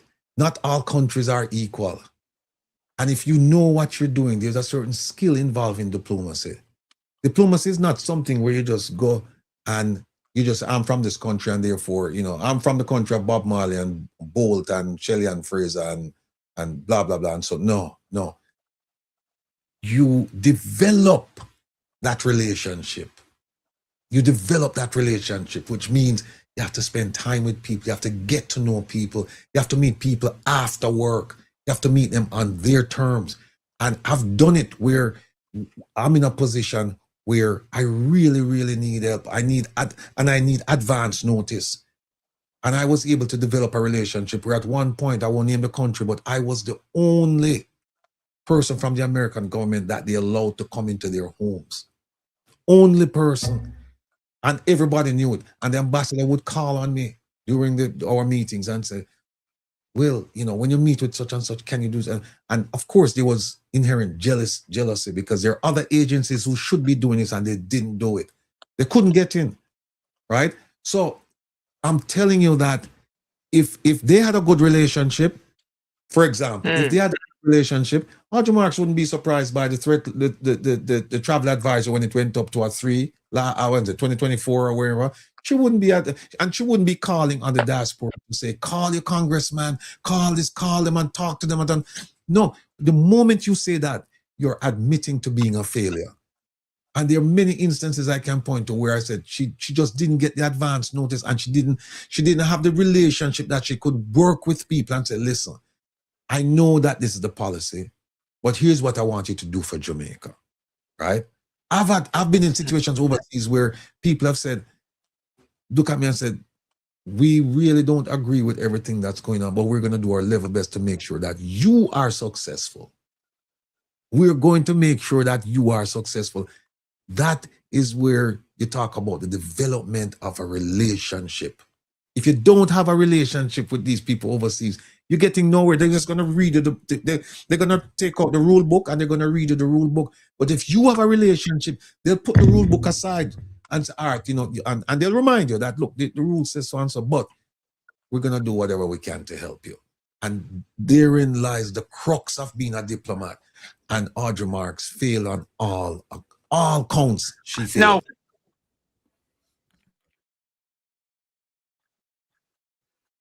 Now, United States to Jamaica, we have the last year and a half, and then we named the ambassador Jamaica to the United States. Could it be there was no communication there? Where? Ambassador to ambassador. Repeat. From the United States to Jamaica, and we did not have an ambassador, or we don't have an ambassador from the United States to Jamaica for the last year and a half. Right. Since this new administration came in. Right. But here's how but here's how the State Department works. They have what you call a charge. And a charge is the deputy ambassador, in effect. They call it, you cannot have a deputy ambassador unless you have an ambassador. So if you have an ambassador and the person is traveling, the person is gone back to the United States on leave, on business or whatever, then the deputy ambassador takes over. If you have no ambassador, like we have now, what you have is a person who is acting in the deputy ambassador's role. I'm going to break away for a minute. Yeah, they call that person a charge. Now, here's how the State Department works now. When you talk about succession plan, they already have a succession plan. So even if the ambassador is not there, the work is going to get done. Believe me, people. The issues are not going to be pushed to the side simply because the ambassador is not there, because they have a deputy ambassador or they have a charge. And that person is responsible. And also, remember, they have a desk officer back in Washington, that they report to. And that desk officer, like they have a desk officer for Jamaica, and that desk officer is keeping tabs on what's going on through the embassy. So somebody in the embassy, State Department people, they collect all the information, whatever needs to be done, and then they funnel that through to the desk officer in Washington, D.C. And in Washington, D.C., they have a hierarchy, but they have a point of contact in Washington and you have a point of contact in the embassy. So it doesn't matter if the ambassador is there or not, the work is going to get done. Information is going to be funneled to the right people. True. My question now, Mr. Artie, I'm going to play back some more of this video here because we haven't heard what Diane Jax Miller said to you. You answered her. But the whole thing of this, I'm trying to understand why you has negotiated a call with the Jamaican top diplomat in South Florida. He called his people in Kingston, Jamaica, speak to them about Jamaican citizens overseas. And I'm trying to figure out, is it that the law that they have at the Jamaican embassy in South Africa not working? Can we ask Ambassador Andy Mashile to drive them over there, Mr. Rattigan? And they would gladly drive them. Trust me. And they would gladly drive them. Call him tomorrow or call him tonight. Call him later on. Call him because he's up early. Call him and I would gladly go. Because it seems that they don't have a car, Rasclem.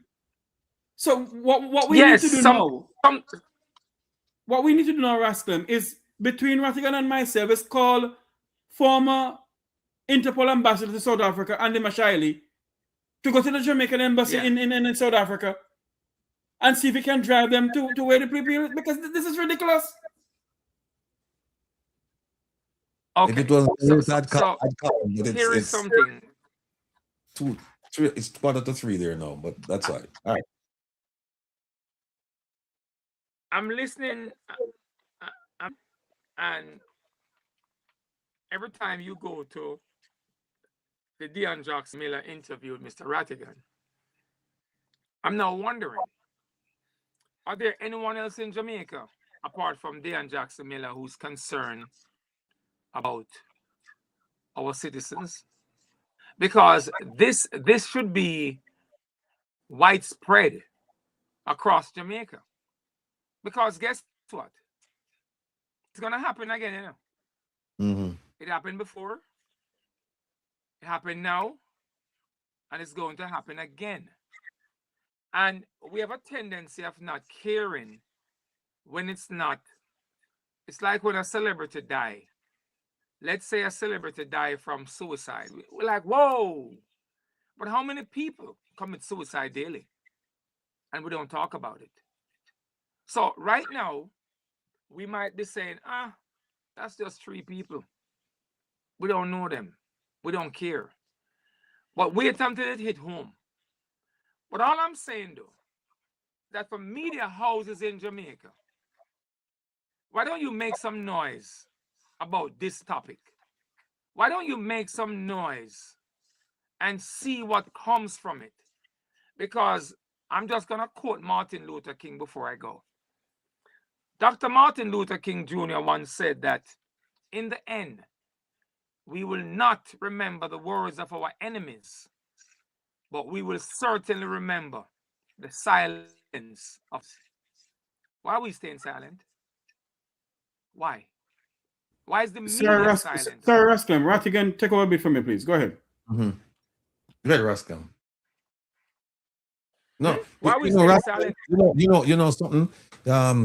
You raise a good point, because there are several issues here. There is an issue concerning immigration. There's an issue concerning morality.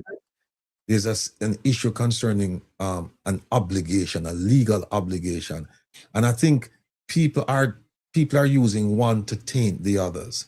And my thing is this, people. And Russell, you look at these people, these 3 people, and you could care less unless they're your relatives. Unless they're your relatives. Yes. Are you in that position? Yes. Yeah. You could be in that position. All right, because remember now, it's a dragnet, and they're taking once that dragnet goes out with ice, they're picking up everyone, right? And you could end up in that position. Even though you have legal status, you could end up in that position. And is this how you would like to be treated? Which goes to the central point that one of the points that I pick up from Rasclam, and that is, okay, you have the legal thing. Yeah, the legal thing, we'll sort that out. We have the immigration thing. Yeah, we can sort that out. But you have an obligation to address your citizens. So just because people might, them this and them that and that, does that mean that they should be treated less than somebody else? Is that it? Because my reading of the rule is that it doesn't matter what you've been accused of. If you're overseas, you're entitled, and you're a Jamaican, you're entitled to have a consular visit from the established Jamaican presence, whether it's a high commission, or a consulate. You're supposed to have someone come there for a welfare check, as some people call it, to put eyeballs and to make sure that you're okay. That just regardless of what happened, you're still a Jamaican, and they're still responsible to ensure that your well-being is intact, whether it's mental, physical, financial, otherwise. They're supposed to make sure that they're supposed to go and look at you to say, okay, this man doesn't look like he's been tortured, it doesn't look like he's sick or whatever. And if you are, it's their job to say, okay, you know what kind of medication you want? We're going to get you medication. What kind of food is serving you? Do you need to, what kind of, Rasclam, you know that the clothing that these men are wearing, they've been wearing them now. It's the same. For the entire, before they left America, they had those clothes on, and they haven't changed since. and they've been in Eswatini. 11 days they've been there, and they're wearing the same underwear, the same shirt, the same thing they're wearing. They haven't been provided a change of clothes. People, regardless of how you feel about the situation, think about that. Would you like to be in that situation?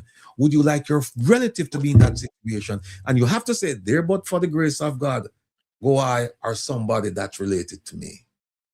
Where is the humanity in all of this? Where is the humanity in all of this? But Rasclam, Jamaica's Justice Minister said that Jamaica don't have a humanitarian crisis. Really? Yes. Really? He said it in the People's Parliament. Delroy Chuck told the Parliament of Jamaica that Jamaica doesn't have a humanitarian crisis, a humanitarian problem. None at all. Maybe he's gonna wake up one day and realize that we have a humanitarian problem. He's sleeping right now. He's sleeping. He's currently sleeping. Rasclam, I know you have to leave. But I want to ask you something now, though. I want to take away a little bit. Can I have Rattigan here with me for the rest of the night? Let's ask you something here. Your take on the diaspora sending money to Jamaica. South Florida alone contribute, that I know of, $400,000 $400,000. I want you all to meet a very beautiful lady coming on now to speak to us about something else too. You must tell him about the $400,000 and let Rasclam know, if he doesn't know, that it was for the Melissa event. It wasn't like years and years. It wasn't like it was for one event. $400,000. Before I go to Rasclam, I got to welcome Lady Kay Asburn. Lady Asburn, welcome, ma'am. Thank you very much. Unfortunately, I have to leave in half an hour. I had prepared to come on at 7. And so when the time changed, well, in any case, I have a commitment that takes me away. So I just needed you to know. Thank you. Just bear with me. I ask these gentlemen a couple of questions, and then I come on with you. No problem. Rasclam, are you aware? And let me just say. Go ahead. Let me say good evening to Kay. Doing Kay? Hope all is well. Everything is well. Thank you very much. How are you? Yes, Rasclam, are you aware? I won't. So, yes, sir. Yes, sir. Are you aware of a check that was handed over to? Are you aware of a check that was handed over to Babsy Grange by Jamaica's top diplomat in South Florida and some people who own a well-known hotel here in South Florida? A check of $400,000. That's 62 million Jamaican dollars for Hurricane Melissa. Are you aware of that, sir? I'm aware of a lot of things. I'm aware of a lot of checks that went to Jamaica. I'm aware of a lot of millions of dollars that went to Jamaica.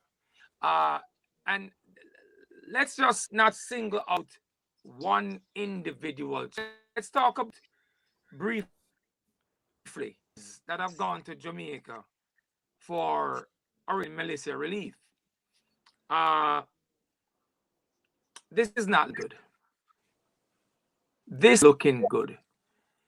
It's almost since Hurricane Melissa stated it's a Jamaica. There's still people living on the blue tarp, brown tarp, black tarp. This is not good.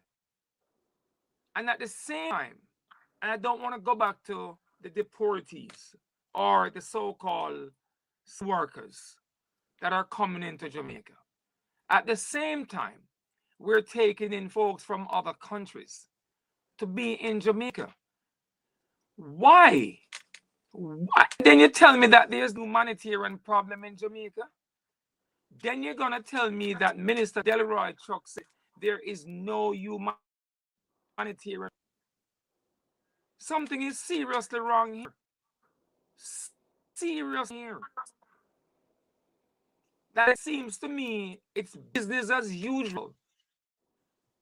These people just doing what they want to do, when they want, how they want to do it. is not good.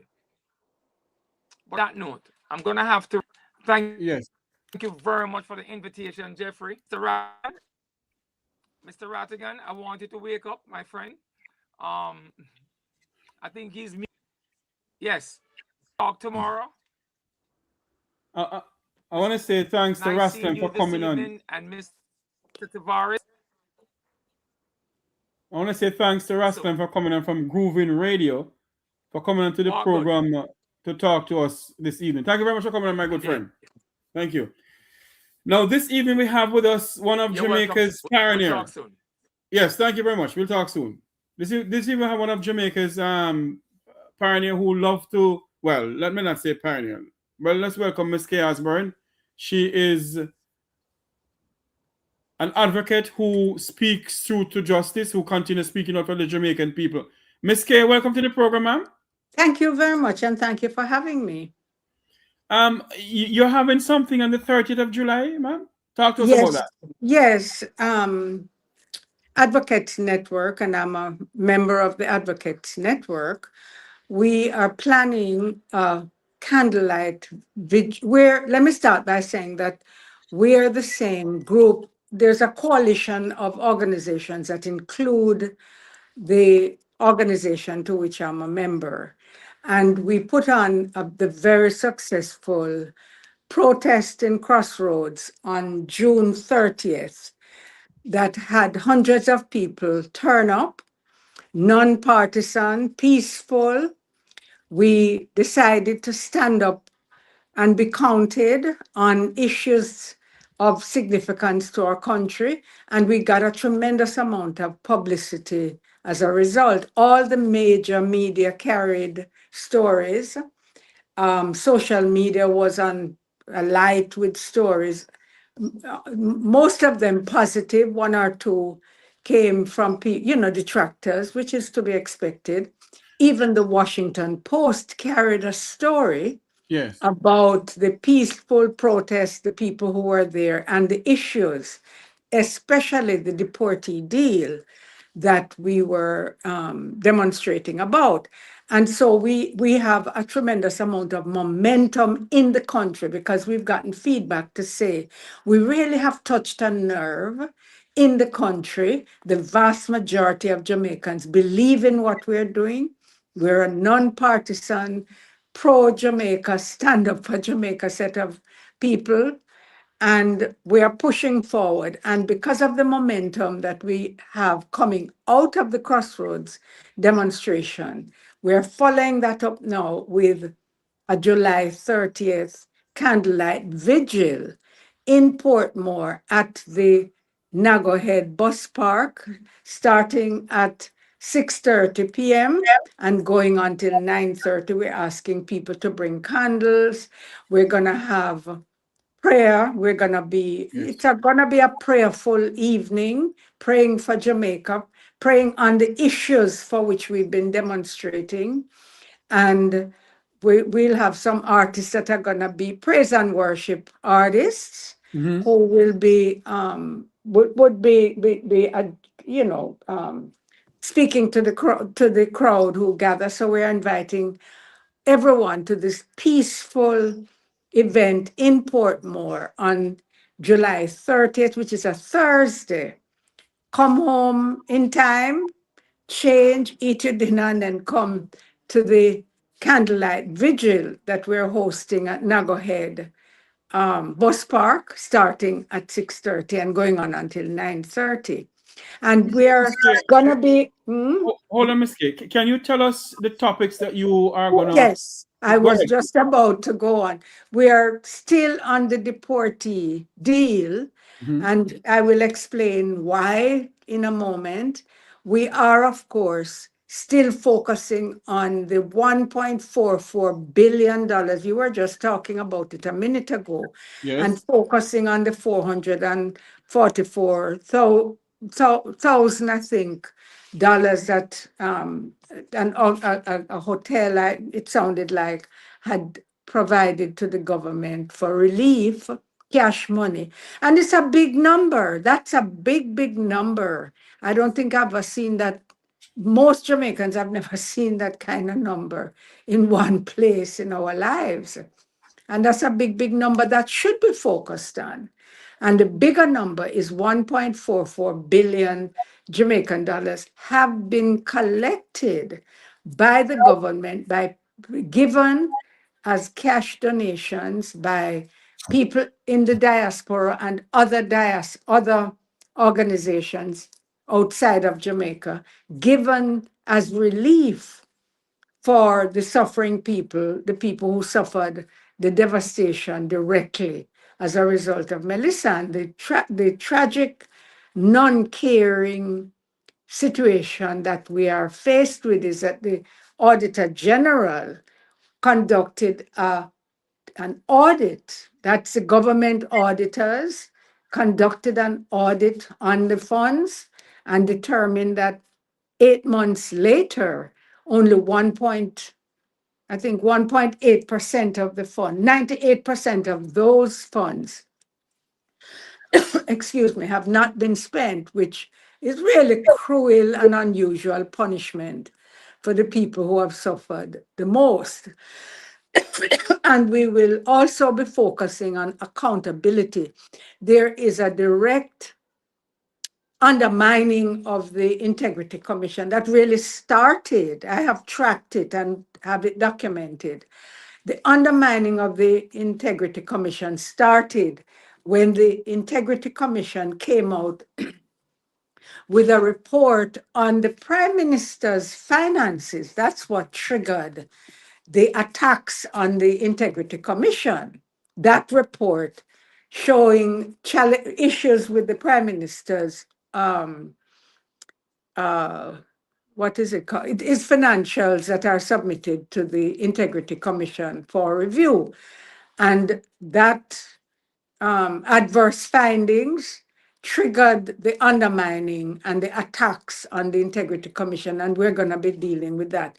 And the other issue, of course, has to do with Mr. Holness deciding to keep a cabinet minister in cabinet who has access to and influences the people's business, even as the Integrity Commission has had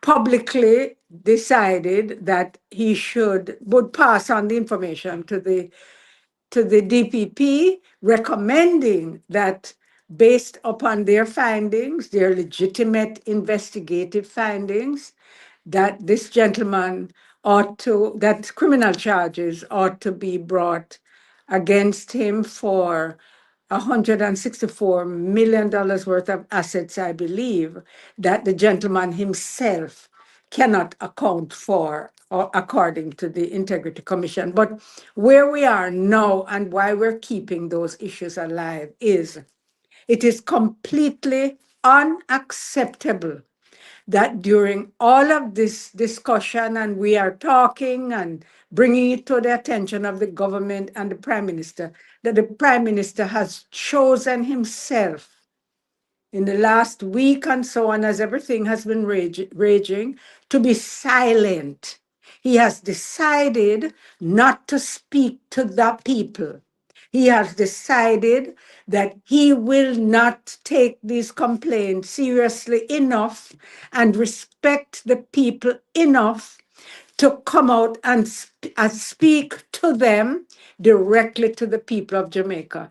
That is not only disrespectful and insulting, it dishonors the role of the Prime Minister, who is responsible for the affairs of this country. And it is the people of this country who have put him in that position, and he is accountable to us.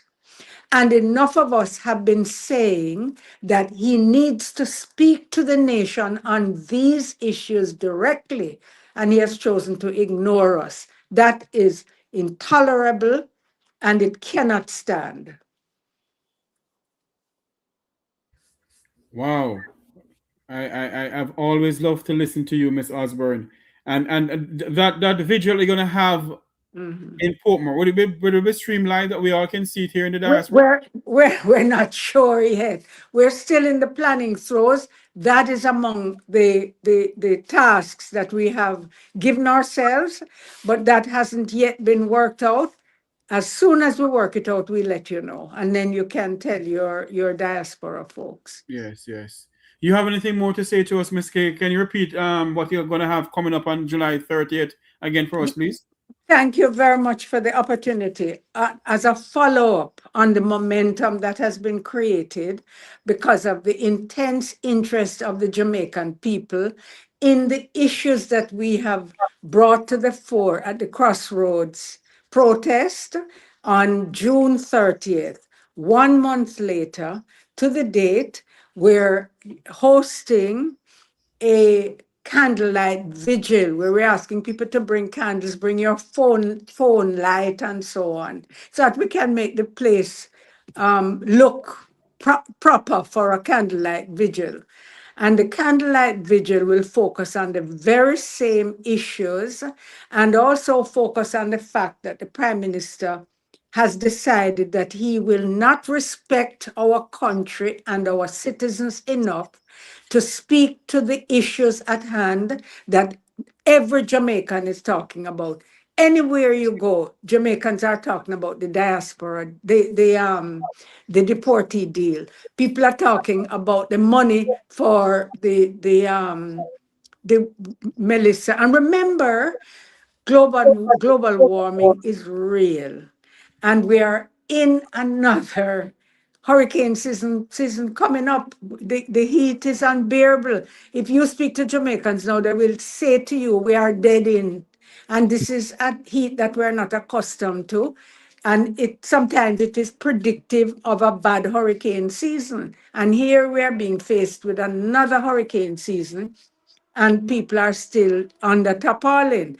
So that's one of the issues that we will be focusing on again, and it's at Nago Head Bus Park, Thursday, July 30th, starting at 6:30 p.m. and going on till 9:30 p.m. We're asking people to come out in your numbers, dress in white this time. Everybody have a white clothes. So the gentlemen, wear your white shirts, dress in your numbers. We're going to have faith-based folks there, addressing us and so on. So we're hoping to reach for our Savior and our Judge, and we're reaching for our ancestors to be with us at that time as we bring these issues to them and to the people of Jamaica and to the government, and to see the kind of intervention that we can get, because the Prime Minister treating the country and citizens the way that he is, with the kind of silence, that kind of silence. It's like you and your husband, or the husband and wife live in the house, and the wife saying, we need to speak to this matter and this matter and this matter, and they are serious matters, and the man just ignore her, just walk through the door every day, come in, put on him clothes and go about him business. That's not okay. And that's just one household. And here we have a Prime Minister doing exactly the same thing, just slam the door and go about in business. That can't be right.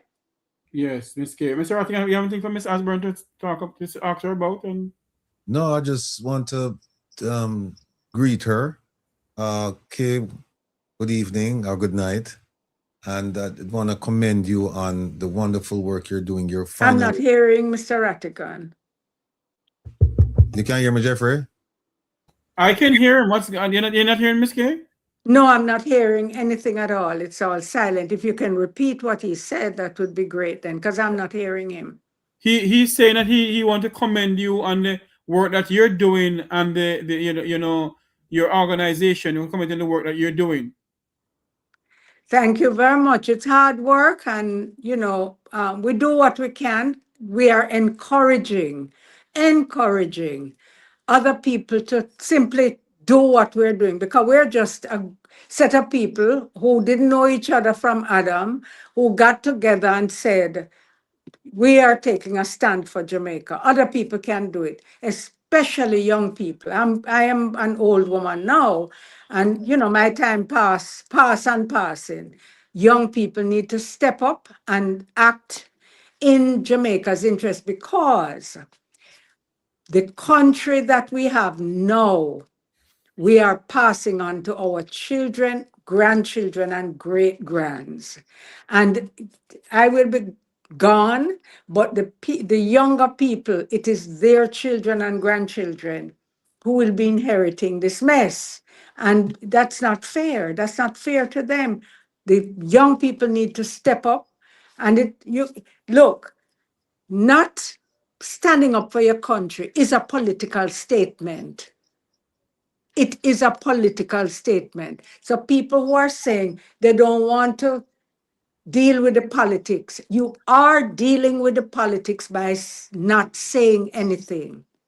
You are voting for silence, and therefore, when you're silent, anything can go wrong with your country, and you are accepting of it. That's a political statement.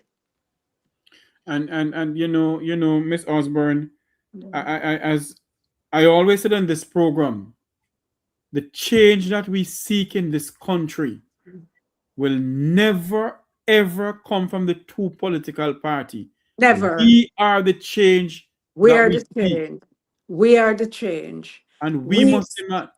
Go ahead. I was just saying, I'm agreeing with you. Yeah. I'm saying we, the individual citizens, are the change.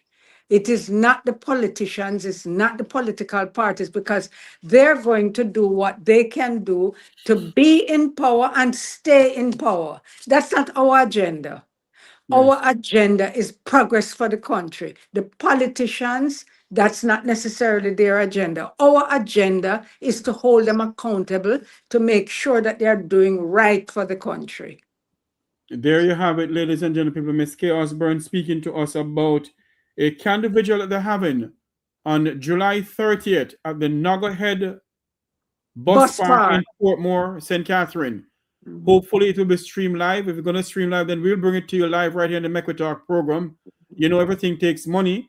And if there's anybody out there walking Jamaica Walk By, if you are listening to this program, anybody know Jamaica Walk By, tell him to call Jeffrey Tavares. We're going to ask him a favor on July 30 to go out there and broadcast this live for us, that we can get to see it here in the Jamaican diaspora, because we need to stand for this country. We just stand up for this country, because if we don't, who will? Exactly. If we don't, who will? And this is the time that we must rally around a single cause and a single purpose. We must demand justice for this country. We must demand that this prime minister must be held accountable. And must speak to the people. Jeffrey, the other thing is, like you, I've lived abroad, and I lived abroad for decades. Mm-hmm. And so I know as a fact that people who have left this country and lived abroad, our eyes open in a way that before I left Jamaica, or had I not left Jamaica, my eyes would not have been so open, because I would not have been exposed the way I have been exposed. Jamaicans who live abroad, you are exposed. So you know how things can be. And you know that what's happening here is not sustainable in the interests of Jamaica. Many Jamaicans here who have never lived anywhere else, may not understand it as clearly as you do. Yes. Because your experience in the diaspora means something. It means it opens your eyes, the way it opened my eyes. Yes. Yes. And so you have to take a front seat in helping to change Jamaica, because you have the exposure. Mm-hmm. That's the benefit of having lived abroad. That's one of the main benefits of having lived abroad, that you have the exposure, so you know how things can be, how they should be, how they affect in a way that many people who have never left Jamaica, as smart as they are, simply have never had that exposure. I want to say thank you, Miss K, because I know you have to run to other Yes. things that you're doing. Miss K Osborne, thanks for coming on to speak to us about a candlelight vigil that you're having and about the success of the last protest that you put on. And a lot of Jamaicans don't understand this, you know. The little I know about Miss K Osborne, she's a member of any political party. She's a Not at all. Jamaican. Jamaica come first for her. You know, so one of the things that cure you or can cure you of siding up with your family, however you're raised as your family, is living abroad. You realize that it cures you of that because it opens your eyes and you let go of whatever your family might have believed in. So let's say you were a laborite in your family here, or let's say you were a PNP in your family. I don't remember what the PNP people call themselves, but they call themselves something. Comrade. Correct, exactly. And when you live abroad for a long enough time, many people, it kind of melt away because you're able to see yourselves as a Jamaican. You know, you no longer carry that party identity the way that people sometimes do. Yes. And so you can look back on Jamaica and be objective and see through the lens of somebody from overseas looking back and saying, you know, this is right, this is right, this is not right. Yes, indeed. You know, Miss Osborne, I grew up in a home where PNP, JLP, PNP. So I decided to stay neutral. And Right. when I told my parents I was neutral, they were like, "What?" I said, "Yes, I'm neutral. I can't bother with this PNP, JLP thing." Because even when I was going to school, the people were trying to figure out who am I. Right now, people think that I'm a member of the PNP. Well, they're going to think that because the JLP is in government, and so if you're criticizing anything in the government, a lot of people will read that as criticism from a party point of view. Exactly. But you have to realize, Jeffrey, that that is a distraction that political people use. It's an old distraction that really don't work that well. The truth is that they use it to shut you down and to shut down the principles that you're going for and to shut down the issues that you are focusing on. They want to distract you and discredit you and minimize what you're doing, to brush you aside as a partisan. But quite frankly, even if somebody is partisan and I'm talking the truth for Jamaica, that's fine with me. Exactly. That's fine because they're speaking for something that is good for the country. So whether they're Labour right or PNP, there are things that both sides have done and do that I can say, yes, that is good for the country. But right now, the big issues that face our country have to do with accountability issues. They have to do with governance issues. And our organization is focused on good governance. And so if we take up the issue of good governance, naturally, we're going to be focusing on the issues of bad governance. Indeed. And the issues that I mentioned and the issues that we are pushing against have everything to do with bad governance. Even JLP green people who believe in the green, agree with us that these are governance issues that they simply cannot ignore. Dion Jackson Miller had a program, I think it was last week, that covered our Crossroads protest. Yes. And she actually interviewed people who were at the protest who said they vote for the JLP. But they felt compelled to come to the protest. One person felt compelled because they said that Westmoreland that they come from is has been ignored with the Melissa funding. Another person came to the protest because they felt that Dr. Wheatley should not be in the cabinet on principle. And about somebody else who came to the other people who came to the protest came because of the deportee deal, enraged them. And these are people who support the JLP. And we welcome them. We want the vigil, the candlelight vigil is for everybody. Everybody come, let us stand together for and on behalf of the country. It is going to be peaceful. It's going to be prayerful, praise and worship, and we will address the issues in that spirit. Miss Kay Osborne coming to us to speak to us about a candlelight vigil she's having on July 30th. Calling all Jamaicans. Not me having. Advocates Network. Advocates Network, yes. Advocates Network is having it. We're calling all Jamaicans from Negril Point to Moran Point. Come out on July 30th and be a part of this call. Candlelight vigil. Yes, candlelight vigil for Jamaica. Candlelight vigil for Jamaica. I want to say thank you for coming on, ma'am. Thank you, sir. Bye-bye. Bye-bye, Mr. Rattigan. There you go. Well, we can see that what we did here in the United States, Wilfred Rattigan, it's not going in vain, my good friend. Jamaicans are taking the baton and leading it, that we couldn't lead it in Jamaica. What are your thoughts on that?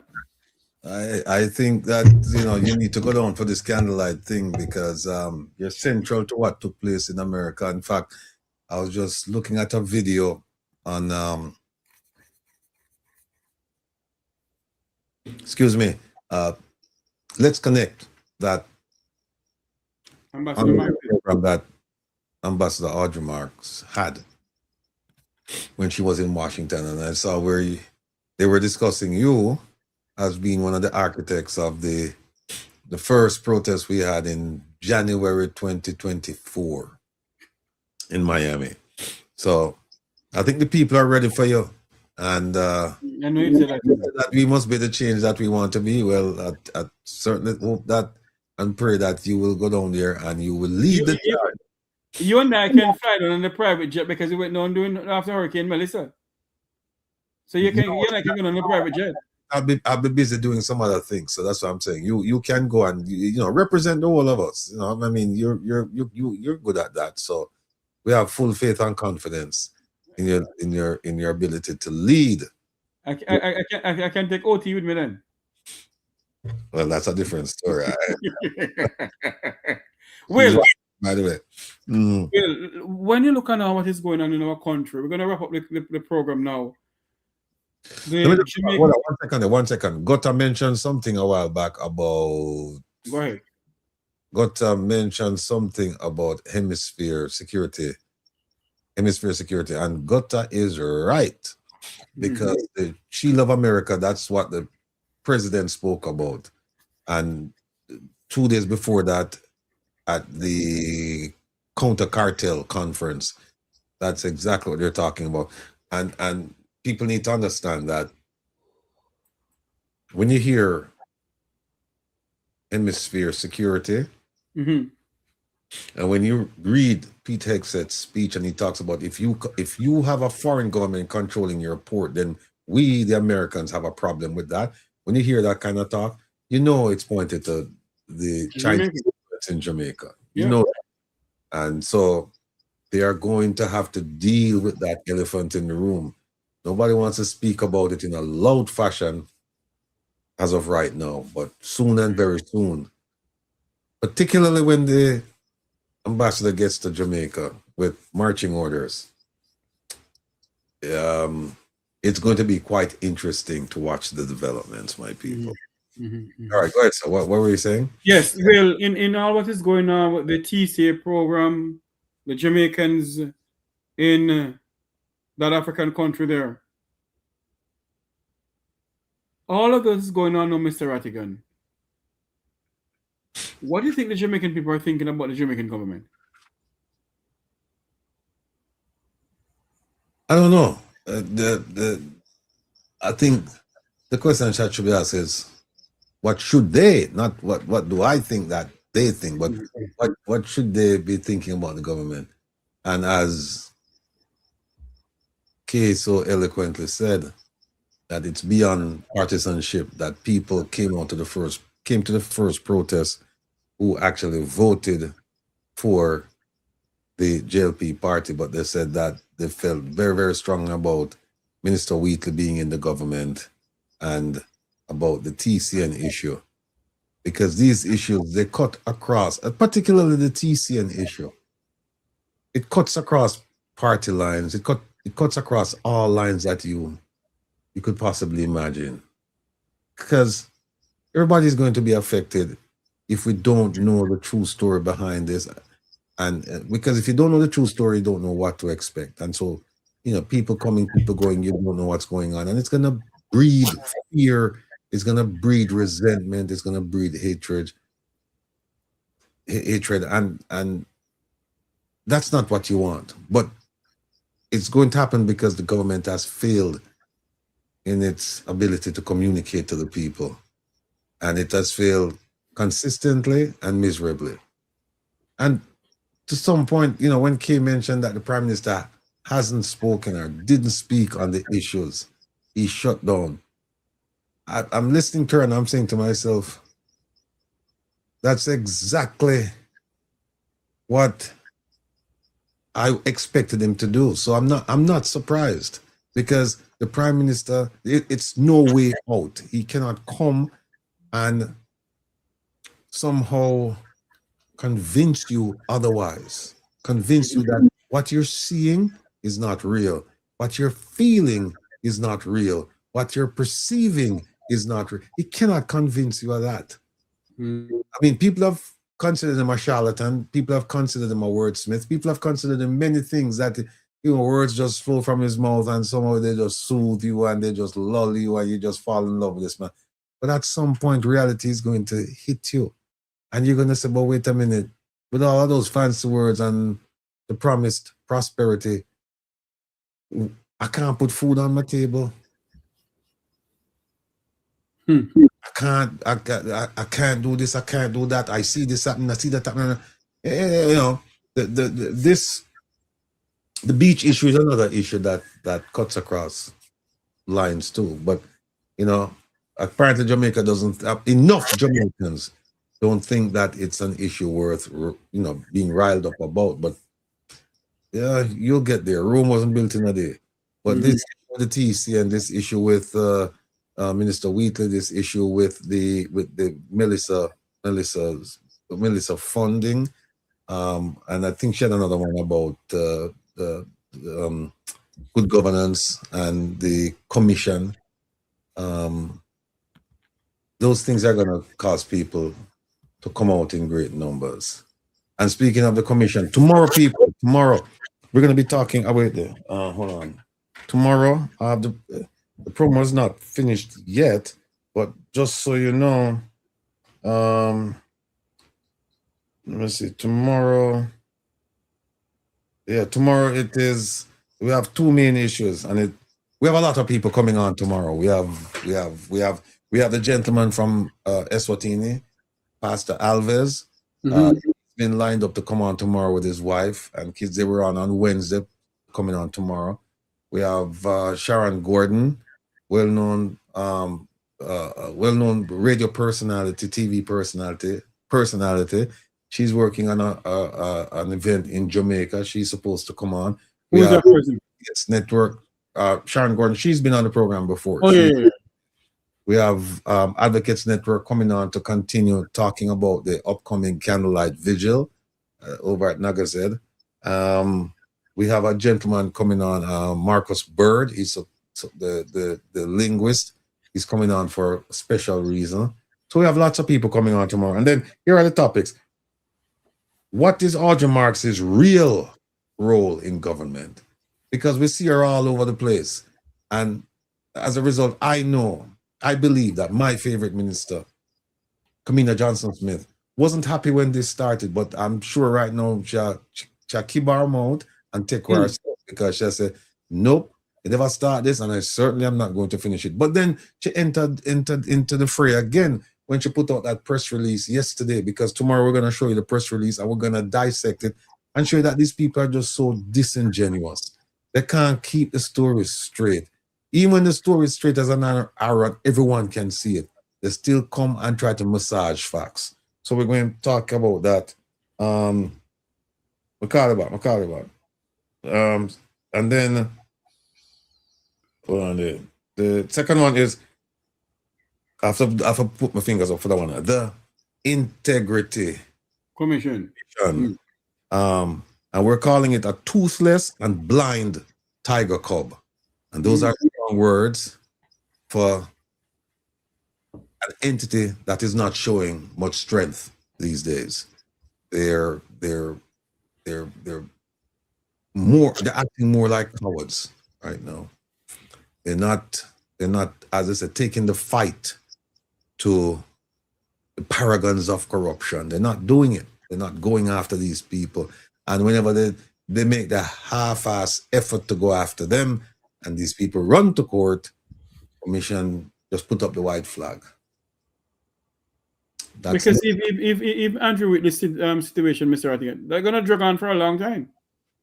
Everything is going to drag on for a long time. But people, now tune in tomorrow at 3 o'clock. We're going to start sharp tomorrow, right? Because we have so many things to do. And I don't even know if we're going to get through these two topics that I just mentioned, because the commission, that topic alone, it's going to take us quite a while, because we're gonna talk about Marissa Dalrymple Philibert. We're gonna talk about his name escapes me now, the gentleman who recently died, who was the junior minister over at the Ministry of Foreign Affairs. We're gonna talk about Xavier Main. We're gonna talk about the Prime Minister. We're gonna talk about Mr. Wheatley, and we're gonna do we're trying to do an analysis of the Integrity Commission and show you that they lack all integrity, their investigation. Because and for that topic, I'll just leave you with this. They've been in existence since 2018. I said it on Wednesday, and I'll say it again. Show me one politician that they've put in prison. Just one. One politician that they've put in prison. Not one. Just one. Just one. And if you can't put these politicians in prison, then how do you expect the message to filter to everyone in Jamaica that you're really serious about controlling corruption? Because you can't eliminate corruption. You can't control it. It's out of control in Jamaica. But I'd say, just show me one. Just one. And then you can tell me if the taxpayers' money is well spent. Sorry. So let me see what else is there. I think that's it, because I don't even think we're gonna get to all of that, because in the odd remarks.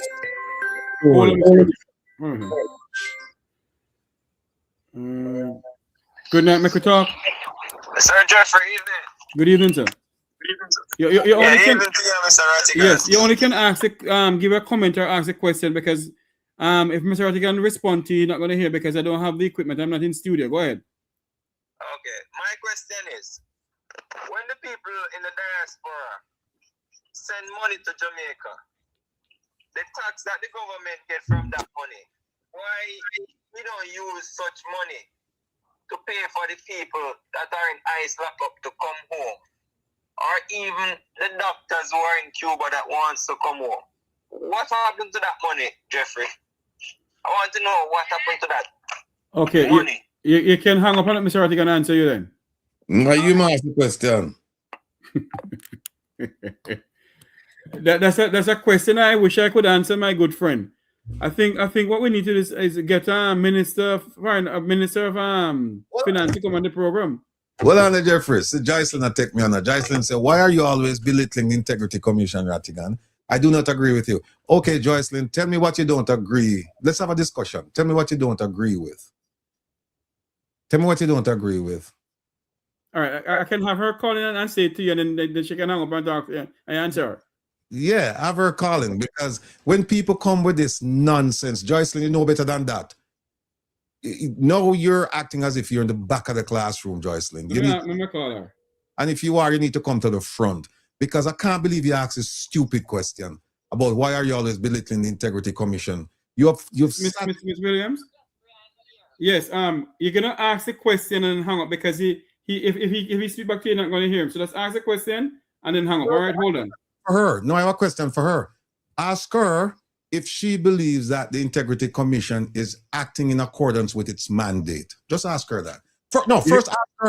Ask her, does she know what the Integrity Commission's mandate is? And the second question, if she does, are they acting in concert with their mandate? You heard the question, Ms. Williams? Yes, if I don't know what is the Jeffrey, hang up the phone. Hang up the phone. Hold on, Ms. Williams. Ms. Williams. Jeffrey. Yes. Jeffrey, hang up the phone, please. Hold on. Hang up the phone. We're done. My God. Hold on, Ms. Williams. Ms. Williams, hold a minute, Ms. Williams. Hold a minute. Let me tell her, no, people like this, we don't want them in our platform tomorrow. Miss Williams, don't come back on the platform. You're expelled from school. Because if you're going to raise a question about why am I belittling and you don't know the mandate, then why are we having a discussion?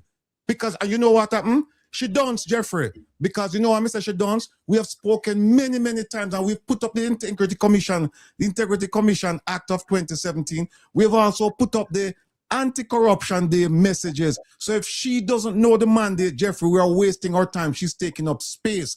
We need students who are willing to learn, willing to understand, and people who are intellectual. People who can think through things. She can't think through it. And what's your name? Joycelyn? Joycelyn Williams, yes. Yeah, do not come to class tomorrow. Me go make sure so them show you the door. We don't need you in our classroom. Move from us and go away. We don't need you. It done. Don't take no call from them people, Jeffrey. We're tired of them. Them are waste of time, man. And we have to criticize to, what's the word for it now? Because if the Integrity Commission, go ahead. No, you see what you do with them people, yeah? When them come on like this, them little dunce bad people, yeah? You ask them that, you just simple question you ask her, do you know what the mandate is? And if you do know the mandate, are they acting in accordance with the mandate? If you say, no, I don't know, then you can't talk to her. Continue talking. Yeah, you can't talk to people like that, Jeffrey, because here's what happened. She should know better than to ask a stupid question because she's been to the classroom. So what they tell you know, them have a saying where say, man make for push and can't drive, now go able to drive truck, something like that. Waiter says that once you reach, if your mindset is to do a certain thing, sometimes it's hard to change them to see something else. And this is one of them that we have wasted time on. No, Daniel, you know why we can't school her? Because she's been to the classroom many times. And for her to say, I don't know what the mandate is, we now waste no time and talk to her. We now waste some time and talk to her. Me prefer, you know what happened? If me have 1,000 people like she in the class, Jeffrey, if me have 999 people like she, and me have one person who listen and understand and can ask serious questions, I'd rather the 999 go somewhere else.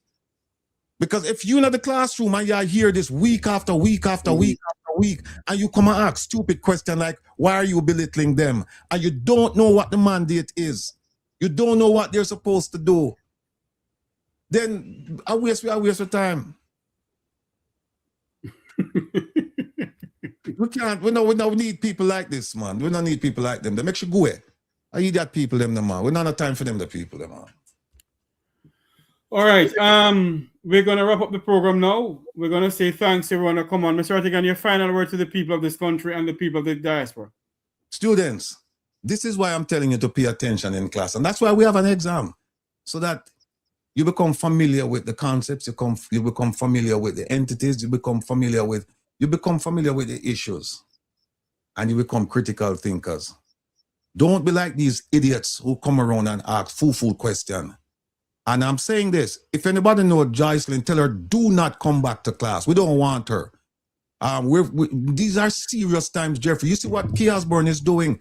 We don't have the time to entertain them like a fool people, yeah? And some people say, but you need to teach her. She's been in the damn classroom.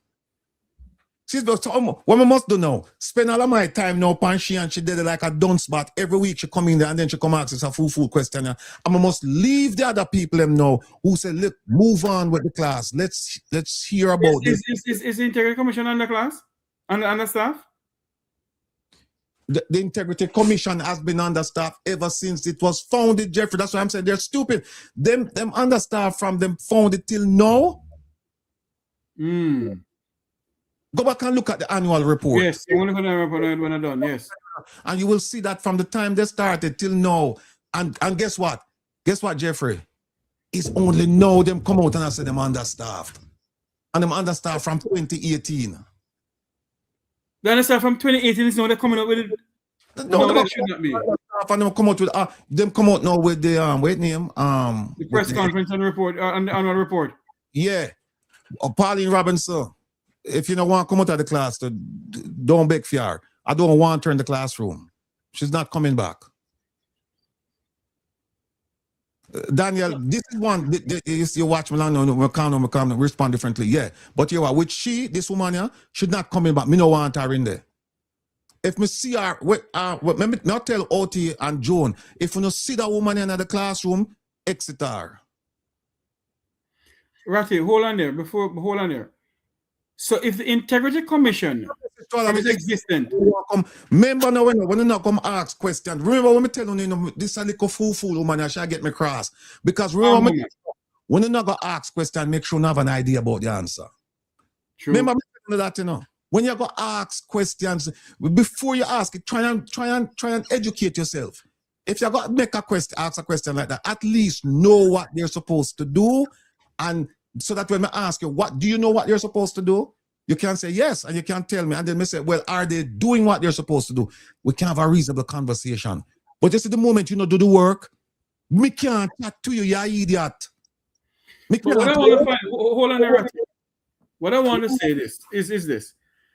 If the Integrity Commission from its existence is understaffed, they are to be blamed. Well, on the Joycelyn, I look friend and I look company. Joycelyn, be done with you. Yeah, idiot. Go sit on one side. Be done with you. Talk, Jeffrey.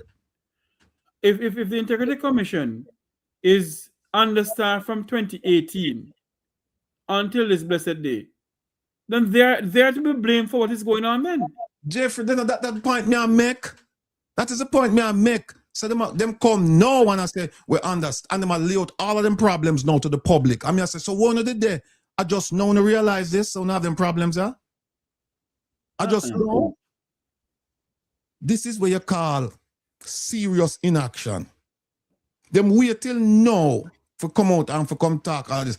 And at the same time while they're doing this, guess what happened now when them do this now, Jeffrey? Them come out with a statement saying, oh, we've discovered that whenever we investigate a parliamentarian, they're now running to court, and it's impeding our ability to conduct our investigation. So that means Rattigan, Mr. Rattigan, that means that the Jamaican people must have the faith Integrity Commission then? No, that's why I don't call them integrity. And they themselves don't call themselves integrity all the time. They call themselves a commission. Go and read the report. Joycelyn, no. Don't listen to Ms. Joycelyn, please. Well, cut her out of the conversation. Exit her. You afraid? No, man. She continue to talk. No, listen to her. Let's continue to talk. We're talking about something else. Miss Joycelyn, continue to talk. What me want to find out from you now, because I haven't seen the report. One or two things I got. Me don't have time for no idiot. Me come here read the chat. I may have a low tolerance for dunce bad. So what you do is you either X her out or me I go leave. It's that simple. So here what? Hold on, Ratty. Hold on, man. Me not have time for no dunce bad. So you go and talk to she. Ratty, hold on there. Me and you talking because I want to find out something because I haven't seen the report yet. I want to find out.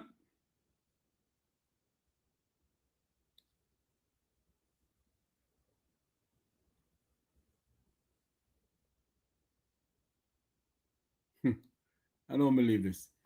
Anyway, I want to say thank you all for coming on. Thank you all for being a part of this program.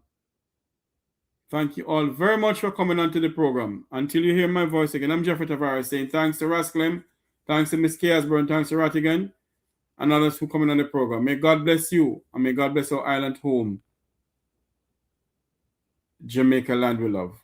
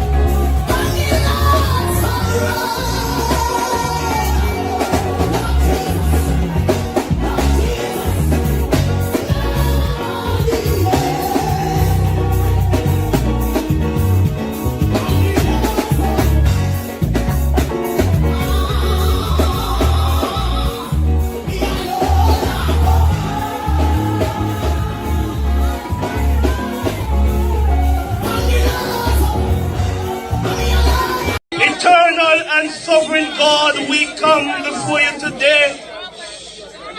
The God of righteousness, the God of justice, the God of peace, we come today, oh God, in no other name but the name of Jesus Christ. We come, Lord, putting our Jamaica land we love in your hands.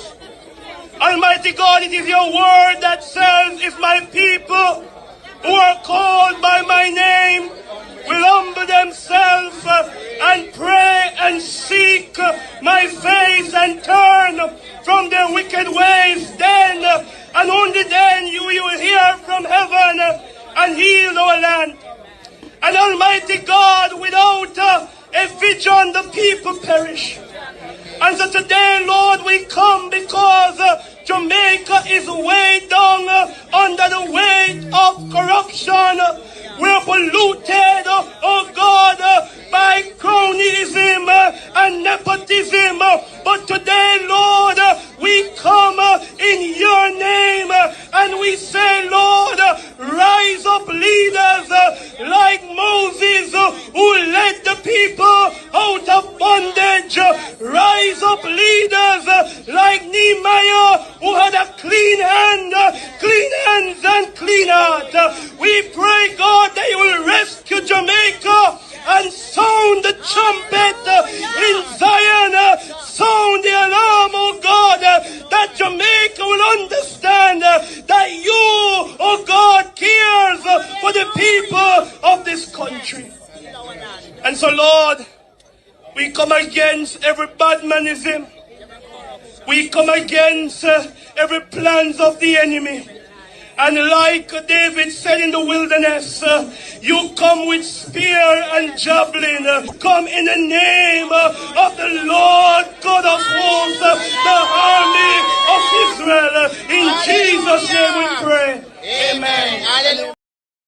Eternal and sovereign God, we come before you today.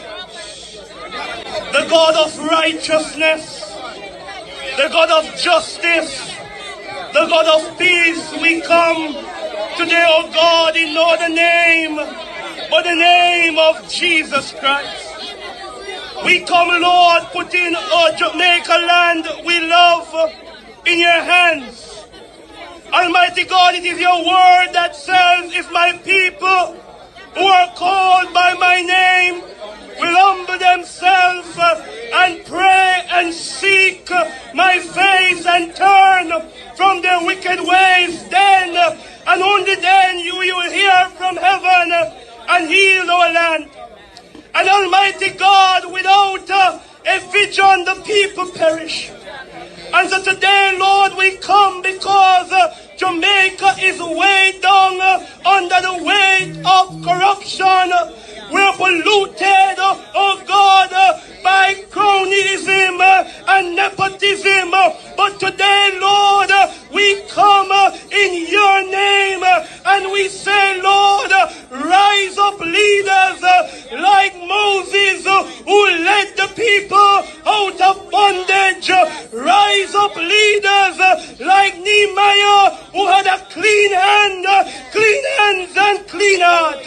We pray, God, that you will rescue Jamaica and sound the trumpet in Zion, sound the alarm, oh God, that Jamaica will understand that you, oh God, cares for the people of this country. And so, Lord, we come against every badmanism. We come against every plans of the enemy. And like David said in the wilderness, you come with spear and javelin. Come in the name of the Lord God of hosts, the army of Israel. In Jesus' name we pray. Amen. Hallelujah. As children, we learn the true meaning of being a hero.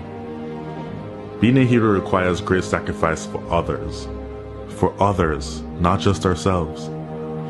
We learned about the heroes of Jamaica's past and how much of themselves and their lives they had to give in building a nation we should be proud to call home. They believed in a Jamaica that was more than just a country, more than just an island, more than land surrounded by water. They believed in a dream of a free nation of people, a nation built on the foundation of their sacrifices, a nation of many people working as one, a nation that would continue to produce legends and nation builders that serve towards that vision. As children, we were also taught the national pledge, a solemn promise, an undertaking. I would like to believe Sir Hugh Sherlock, while writing this pledge, understood the vision and dreams of our heroes. It's clear being a hero is too much to ever ask any one citizen. Luckily, the pledge does not require heroics of any of us. It merely asks that we honor our heroes by striving to advance our nation and ultimately inspire the world, like they and many Jamaicans have done. It's important we remember those words. These words.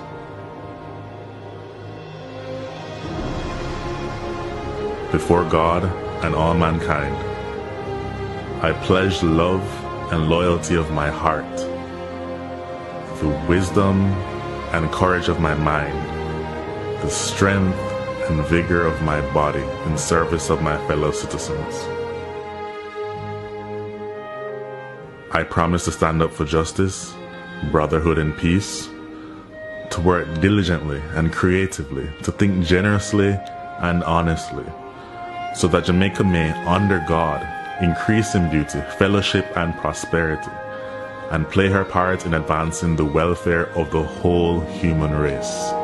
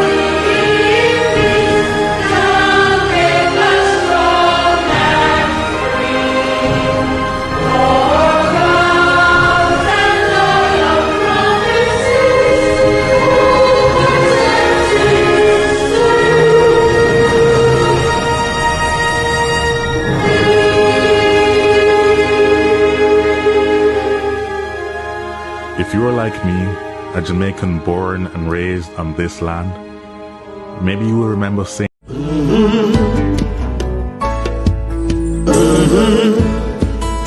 When the game gets rough and this life just seems so tough, make we talk, my people, make we talk.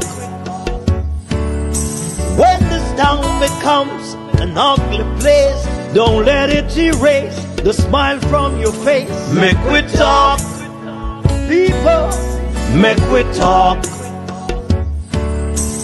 Conversation is the key, a guiding light for you and me. Spark a talk and you will see conflict solver A to Z. World leaders master the art of self-defense just by talk. So people, make we talk. Hey, we're living in a world that on ourselves we must depend. Make we talk.